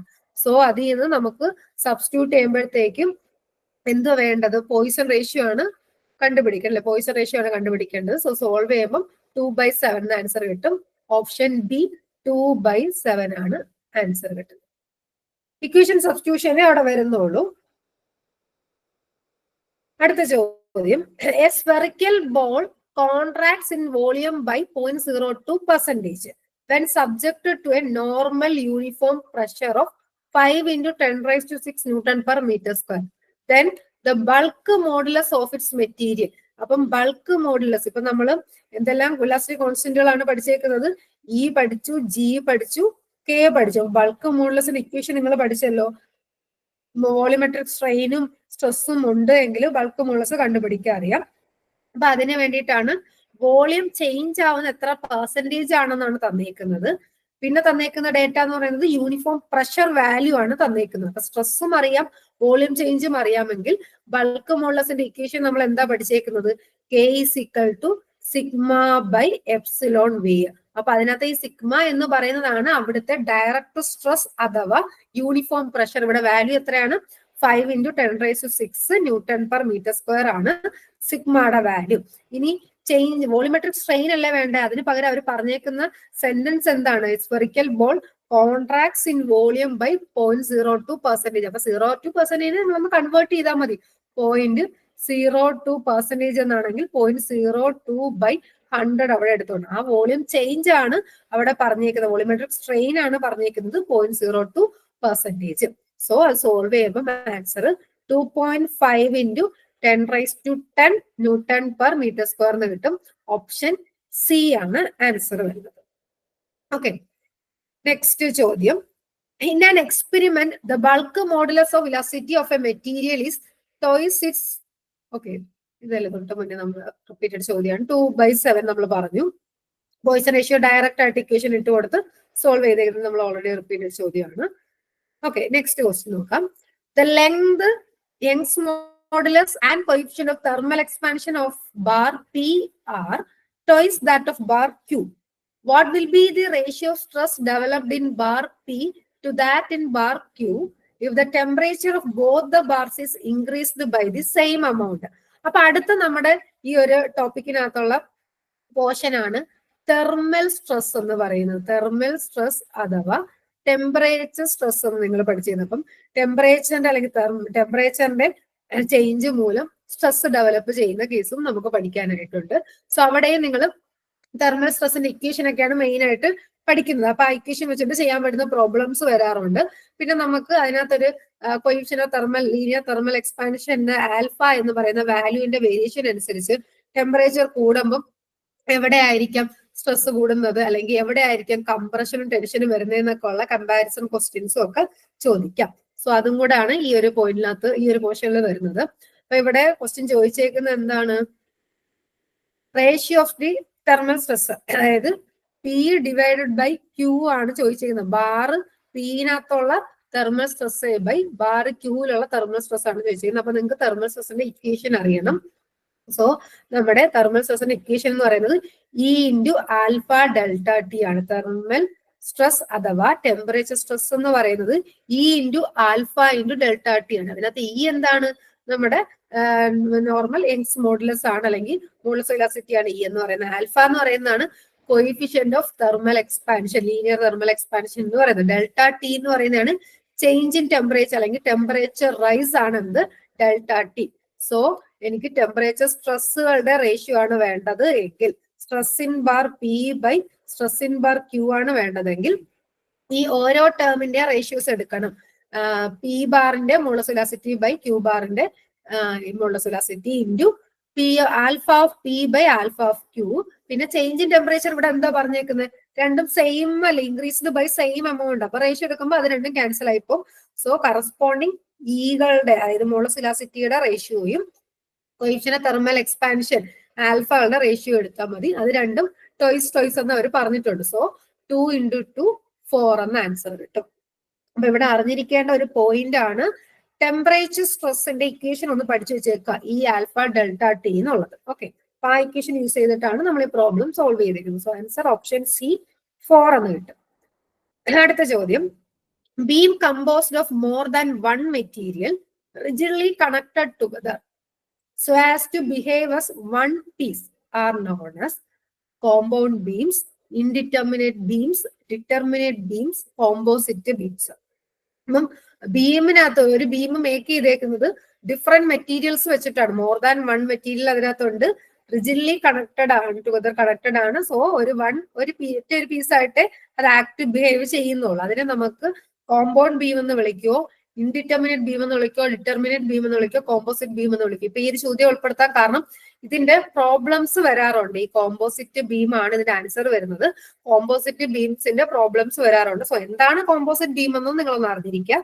മോർ ദാൻ വൺ മെറ്റീരിയൽ ആണ്, റിജിഡ്ലി കണക്റ്റഡ് ടുഗദർ ആയിരിക്കും, so as to behave as a one piece ആയിരിക്കും. സോ അതിനെ നമുക്ക് കോമ്പൗണ്ടും കോമ്പോസിറ്റും നമ്മൾ മാറിപ്പോകേണ്ട, കോമ്പോസിറ്റ് ബീം ഓപ്ഷൻ ഡി ആണ് ആൻസർ വരുന്നത്. അടുത്ത ചോദ്യം, the ratio of the stresses produced by suddenly applied and gradually applied load on a bar. അപ്പൊ അടുത്ത ഈ ഒരു പോർഷനകത്ത് ഒരു ടേം ആണ് സഡൻലി അപ്ലൈഡ് ലോഡ് മൂലം ഉണ്ടാവുന്ന സ്ട്രെസ്സും ഗ്രാജുവലി അപ്ലൈഡ് ലോഡ് മൂലം ഉണ്ടാവുന്ന സ്ട്രെസ്സും, അതിന്റെ രണ്ടിന്റെയും റേഷ്യോ ആണ് ക്വസ്റ്റ്യൻ എന്ന് പറയുന്നത്. അപ്പൊ അവിടെ ജസ്റ്റ് ഒരു ഇക്വേഷൻ നിങ്ങൾക്കൊന്ന് അറിഞ്ഞിരിക്കാൻ വേണ്ടിയിട്ടാണ് അവർ പോയിന്റ് ഇട്ടേക്കുന്നത്. റേഷ്യോ അതായത് സഡൻലി അപ്ലൈഡ് ലോഡ് ആണെങ്കിൽ stress due to suddenly applied load ആണെങ്കിൽ 2p/a ആണ് ഇക്വേഷൻ എന്നും, gradually due to gradually apply load ആണെങ്കിൽ p/a ആണ് ഇക്വേഷൻ എന്നും അറിഞ്ഞിരിക്കുക. സോ അതിന്റെ റേഷ്യോ എടുക്കുമ്പം ഡ്യൂ ടു എന്ന് ചോദിച്ചിരിക്കുന്നത് suddenly apply 2p/a divide by p/a 2 ആണ് ആൻസർ വരുന്നത്. അതിന്റെ ഗ്രാഫിക്കൽ ഷേപ്പ് ആണ് ഇവിടെ കൊടുത്തേക്കുന്നത്. ലോഡും ഡീഇൻഫോർമേഷനും ഗ്രാജുവലി അപ്ലൈഡ് ലോഡ് വരുമ്പം ഗ്രാജുവലി അപ്ലൈഡ് ലോഡല്ലേ വരുന്നത്. സോ സ്ട്രെസ്സും ലോഡും ഡിഫോർമേഷനും ഡയറക്ട്ലി പ്രൊപ്പോർഷൻ ലീനിയർ ആയിട്ട് വേരി ചെയ്തുകൊണ്ടേയിരിക്കും p/a. എന്നാൽ സഡൻലി അപ്ലൈഡ് ലോഡ് ആകുമ്പോഴത്തേക്ക് ആ ഒരു ലോഡ് വാല്യൂ റെക്ടാങ്കുലർ ആയിട്ടുള്ള വേരിയേഷൻ ആണ് വരുന്നത്. അപ്പൊ അവിടെ ഏരിയ എടുക്കുമ്പോഴത്തേക്ക് 2p/a ആണ് സ്ട്രെസ് വാല്യൂ വരുന്നത്. സോ ആൻസർ 2 കിട്ടും. ഓപ്ഷൻ ഡി 2 ആണ്. അടുത്ത ചോദ്യം, a uniform bar fixed at one end and is free to move at the other end. The rod's temperature is increased by T. If the gravity effects are neglected, the rod has now tensile stress, compressive stress, shear stress.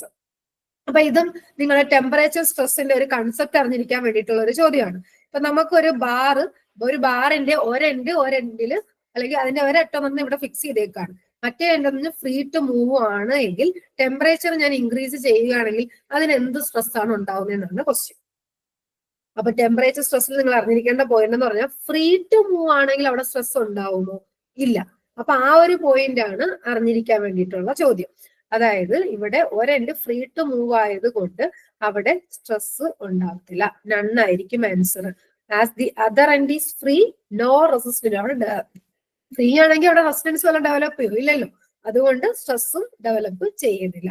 So answer എന്ന് പറയുന്നത് 0 ആണ്, none of the above ആണ്. So option D. Compressive ടെൻസൈലോ ഒന്നുമല്ല, നണ്ണാണ് answer. അടുത്ത ചോദ്യം, a composite bar of steel and copper as shown in figure is subjected to copper rise of temperature. The steel bar will be under alpha of copper greater than alpha of steel. അപ്പൊ ഇവിടെയും രണ്ട് concept നിങ്ങളൊന്ന് അറിഞ്ഞിരിക്കണം.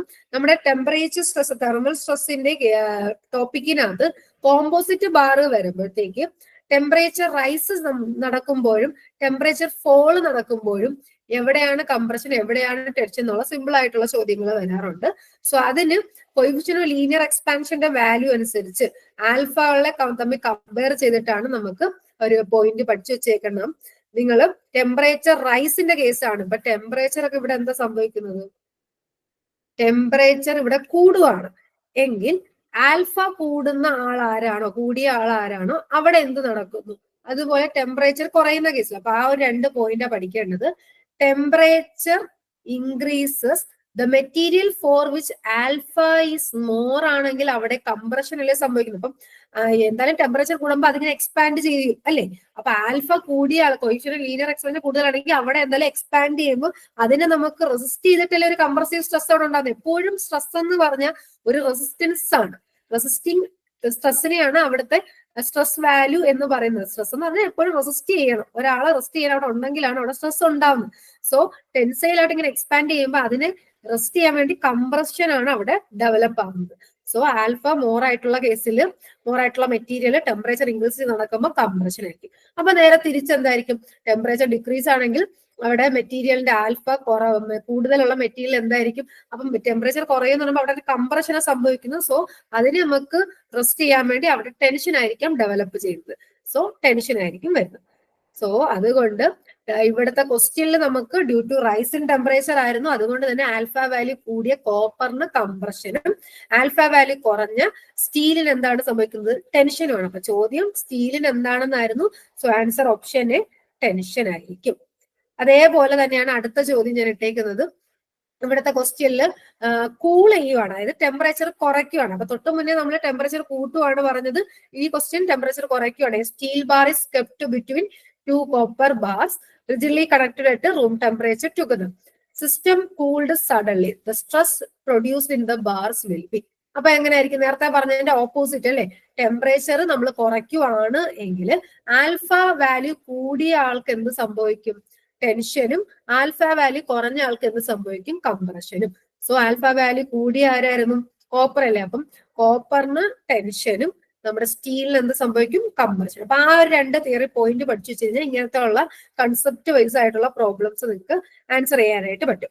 Okay, അടുത്ത ഒരു last ചോദ്യം. അപ്പൊ ഇന്നത്തെ സെഷനിലെ ലാസ്റ്റ് ചോദ്യമാണ്. ലാസ്റ്റ് കഴിഞ്ഞ LSGDAയുടെ എക്സാമിന് ചോദിച്ച ഈ ഒരു പോർഷനിൽ നിന്ന് ചോദിച്ച ഒരേ ഒരു ചോദ്യമാണ്. An axial tensile force is acting on a body and normal strain in axial direction is 1.2 millimeter per meter. If the Poisson ratio is 0.32, what will be the volumetric strain?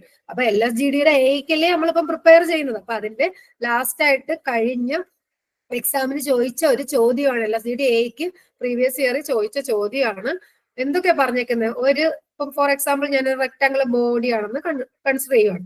അതിനൊരു ആക്സിയൽ ടെൻഷൻ അല്ലെങ്കിൽ axial force ആണ് അതിനെ act ചെയ്യുന്നത്. ഒരു uniaxial force ആണ് act ചെയ്യുന്നത്. അപ്പം axial ഡയറക്ഷനിൽ അതിനുണ്ടായ നോർമൽ സ്ട്രെയിൻ എന്ന് പറയുന്നത്, നോർമൽ സ്ട്രെയിൻ എന്ന് പറഞ്ഞാൽ change in length by original length അല്ലേ നമ്മുടെ സ്ട്രെയിൻ എന്ന് പറയുന്നത്. അതിന്റെ വാല്യൂ എത്രയാ? 1.2 mm per meter. 1 മീറ്ററിനാണ് 1.2 mm എന്ന് പറയുന്നത്. 1 മീറ്റർ എന്ന് പറഞ്ഞാൽ 1000 mm ആണെന്ന് അറിയാമല്ലോ നിങ്ങൾക്ക്. അപ്പൊ 1000 mm 1.2 mm എന്നുള്ള കണക്കാണ് ആക്സിയൽ സ്ട്രെയിൻ DL/L. ഇനി പോയിസൺ റേഷ്യോന്റെ വാല്യൂ എത്രയാണ്? 0.32 ആണ് പോയിസൺ റേഷ്യോയുടെ വാല്യൂ. എനിക്ക് വേണ്ടത് വോളിമെട്രിക് സ്ട്രെയിൻ ആണ്. അപ്പൊ ഈ ഒരു ചോദ്യം സോൾവ് ചെയ്യണമെങ്കിൽ ആ ഒരു കൺസെപ്റ്റിൽ ഒരു ഇക്വേഷൻ പഠിച്ച ഒരു കുട്ടിക്കാണെങ്കിൽ വേഗം ഇത് സബ്സ്റ്റിറ്റ്യൂട്ട് ചെയ്ത് സോൾവ് ചെയ്യാനായിട്ട് പറ്റും. അതിനുവേണ്ടി ലീനിയർ ആയിട്ടുള്ള ഡയറക്ഷൻ മുതൽ അല്ലെങ്കിൽ യൂണി ആക്സിയൽ ലോഡ് മാത്രം വരുന്ന കേസാണെങ്കിൽ നമ്മൾ പഠിച്ചു വെച്ചേക്കുന്ന ഇക്വേഷൻ ആണ് volumetric strain is equal to longitudinal സ്ട്രെയിനെ ഇൻറ്റു 1 - 2 mu എന്നുള്ള ഇക്വേഷൻ നിങ്ങൾ പഠിച്ചു വെച്ചേക്കുക. ഒരു യൂണി ആക്സിയൽ ഫോഴ്സ് അവിടെ വരുന്നുള്ളൂ, യൂണി ആക്സിയൽ അല്ലെങ്കിൽ ആക്സിയൽ സ്ട്രെസ് മാത്രമേ വരുന്നുള്ളൂ എങ്കിൽ വോളിമെട്രിക് സ്ട്രെയിന്റെ ഇക്വേഷൻ ആണ് ലോഞ്ചിറ്റ്യൂഡിനൽ സ്ട്രെയിനെ ഇൻറ്റു 1 - 2 mu ആണ്. ഇനി അവിടെ 3 ആക്സിസിലും സ്ട്രെസ് വരുവാണെങ്കിലും എല്ലായിടത്തെയും സ്ട്രെസ് അവിടെ കൺസിഡർ ചെയ്യേണ്ടതായിട്ട് വരും. സോ ഇവിടെ ഇപ്പോൾ ഒറ്റ ഒരു സ്ട്രെസ് വാല്യൂ ആക്സിയൽ ഫോഴ്സിന്റെ കേസേ പറയുന്നുള്ളൂ. അത് യൂണി ആക്സിയൽ കേസ് ആണ് നമ്മൾ എടുക്കുന്നത്. So epsilon V is equal to volumetric strain is equal to longitudinal strain എന്ന് പറഞ്ഞാൽ എന്താ? Delta L/L into 1 - 2 mu. ഈ ഡെൽറ്റ L/L എന്ന് പറയുന്ന സ്ട്രെയിൻ ആണല്ലോ. എപ്സിലോൺ ആണല്ലോ. എപ്സിലോൺ എന്ന് പറയുന്നത് അവിടുത്തെ യൂണിയാക്സിയൽ സ്ട്രെസ്സേ ഉള്ളൂ. സിഗ്മ എക്സേ ഉള്ളെങ്കിൽ സിഗ്മ എക്സ് ബൈ ഇ ആണ്. ഈ ഇക്വേഷനെ തന്നെയാണ് ഞാൻ ഈ താഴെ എഴുതിയേക്കുന്നത്. Delta L by L into 1 minus 2 mu തന്നെയാണ് sigma x by E into 1 minus 2 മ്യൂവും. അപ്പം ഇത് എല്ലാം യൂണി ആക്സിയൽ സ്ട്രെസ്സിന്റെ കേസാണ്. ഇനി 3 ആക്സിസിൽ വരുന്നെങ്കിൽ sigma X, sigma Y, sigma Z കൂടി കൺസിഡർ ആയത് sigma X plus sigma Y plus sigma Z by E into 1 minus 2 mu എന്നുള്ള കാര്യം എടുക്കേണ്ടി വരും. 2 ഡയറക്ഷൻ ഉണ്ടെങ്കിൽ സിഗ്മ എക്സ് പ്ലസ് സിഗ്മ വൈ എടുക്കേണ്ടി വരും. ഇവിടെ ഇപ്പൊ നമുക്ക് ഒറ്റയൊരു ഡയറക്ഷനേ ഉള്ളൂ. സോ ആ ഒരു ഇക്വേഷൻ ഇട്ടുകൊണ്ട് നിങ്ങളൊന്ന് സബ്സ്റ്റിറ്റ്യൂട്ട് ചെയ്ത് നോക്കുക. 1.2 മില്ലിമീറ്റർ പെർ മീറ്റർ ആണ്. സോ അതുകൊണ്ട് ഞാൻ അതിനെ 1000 കൊണ്ടും കൂടെ ഡിവൈഡ് ചെയ്യുന്നുണ്ട്. ഇൻറ്റു അതാണല്ലോ എന്ത് ലീനിയർ അല്ലെങ്കിൽ ആക്സിയൽ സ്ട്രെയിൻ, ലോഞ്ചിറ്റ്യൂണൽ സ്ട്രെയിൻ എന്ന് പറയുന്നത്. ഇൻറ്റു 1 മൈനസ് 2 ഇൻറ്റു മ്യൂവിന്റെ വാല്യൂ എത്രയാ? 0.32. സോ 1 മൈനസ് 2 ഇൻറ്റു 0.3, 2 ഇൻറ്റു 0.32 0.64 ആണ്. 1 മൈനസ് 0.64 ഇൻറ്റു 12 അല്ല 1.2 ഡിവൈഡ് ബൈ 1000. നിങ്ങളൊന്ന് സോൾവ് ചെയ്ത് നോക്കുമ്പോൾ നിങ്ങൾക്ക് ആൻസർ, ഓപ്ഷൻസ് ഒക്കെ നോക്കി വേണം എപ്പോഴും ആൻസർ നോക്കാനായിട്ട്. അതായത് അവർ എത്ര ഡെസിമൽ പോയിന്റ് ആണ്, എത്ര ഇതാണ് റേഷ്യോ തന്നേക്കുന്നത് എന്നുള്ളത് നോക്കിയിട്ട് വേണം ആൻസർ ചെയ്യാൻ. സോ സോൾവ് ചെയ്യുമ്പോഴത്തേക്ക് നിങ്ങൾക്ക് ഒരു 0.432 എന്നൊക്കെയുള്ള വാല്യൂസ് ഒക്കെ കിട്ടും. അപ്പൊ അവിടെ യൂണിറ്റ് കാര്യങ്ങളും കൂടെ ഈ MM-ൽ എന്നുള്ള കൺവേർഷനും കൂടെ നടത്തുമ്പോഴത്തേക്ക് 4.32 ഇൻറ്റു 10⁻⁻⁴ എന്ന് ഇവിടുത്തെ വാല്യൂ വോളിമെട്രിക് സ്ട്രെയിൻ കിട്ടും.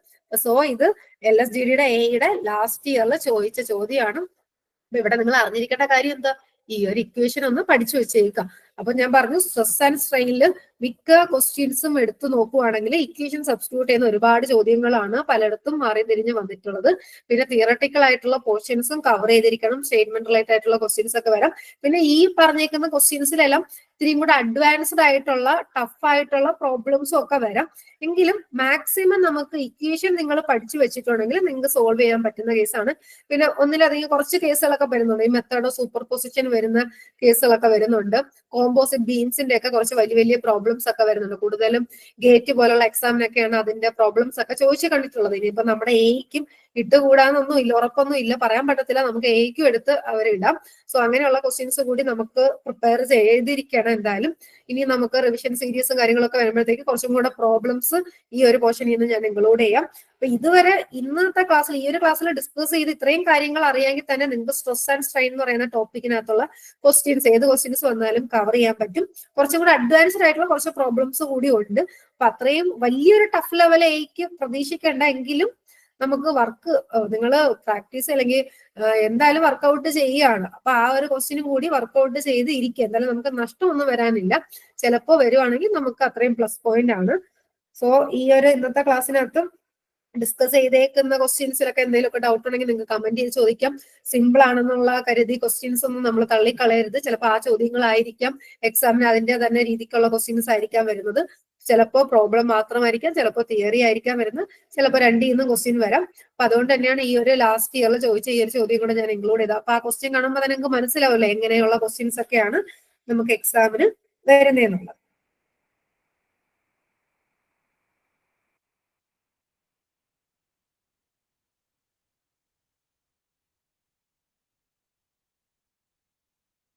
ഓക്കെ, അപ്പം നമുക്ക് ബാക്കി നമ്മുടെ മെക്കാനിക്സ് ഓഫ് സോളിഡ്സിലെ നെക്സ്റ്റ് പോർഷൻസിലെ ക്വസ്റ്റ്യൻസ് സിലബസ് ഓറിയന്റഡ് ആയിട്ടാണ്, സിലബസ് വൈസ് തന്നെ ആയിരിക്കും നെക്സ്റ്റ് സെഷനിലും ക്വസ്റ്റ്യൻസ് നമ്മൾ ഡിസ്കസ് ചെയ്യുന്നത്. അപ്പം ഒരു കൺസെപ്റ്റ് ഓഫ് സ്ട്രെസ് ആൻഡ് സ്ട്രെയിനിലെ ക്വസ്റ്റ്യൻസ് ആണ് ഇന്ന് ഫുള്ള് ഡിസ്കസ് ചെയ്തേക്കുന്നത്. അതിൽ കുറച്ച് അഡ്വാൻസ്ഡ് ക്വസ്റ്റ്യൻസ് മറ്റുള്ള സെഷൻസിലായിട്ട് നമുക്ക് എന്തായാലും നമ്മൾ ഷെയർ ചെയ്യുന്നതായിരിക്കും. നെക്സ്റ്റ് ക്ലാസ്സിൽ ഇനി നമുക്ക് സിലബസ് ഓറിയന്റഡ് ആയിട്ട് ബെൻഡിങ് മൊമെന്റ് ആൻഡ് ഷിയർ ഫോഴ്സിന്റെ പോർഷൻ ആയിരിക്കും വരുന്നത്. Okay, thank you all. Okay, thank you so much miss. Okay, ഈ ഒരു സെഷൻ എല്ലാവർക്കും യൂസ്ഫുൾ ആയിരിക്കും എന്ന് വിചാരിക്കുന്നു. ഇപ്പൊ നമ്മൾ സ്റ്റാർട്ടിങ്ങിലായതുകൊണ്ടാണ് ഈ ഒരു സിമ്പിൾ ക്വസ്റ്റ്യൻസിൽ വെച്ചിട്ട് സ്റ്റാർട്ട് ചെയ്തേക്കുന്നത്. ഇനിയിപ്പോ സിലബസിന്റെ അടുത്ത ടോപ്പിക്സ് അടുത്ത ക്ലാസ്സുകളിൽ നമ്മൾ ഡിസ്കസ് ചെയ്യുന്നതായിരിക്കും. Thank you all and good night. Thank you മിസ്സേ. Thank you. Good night. Good night.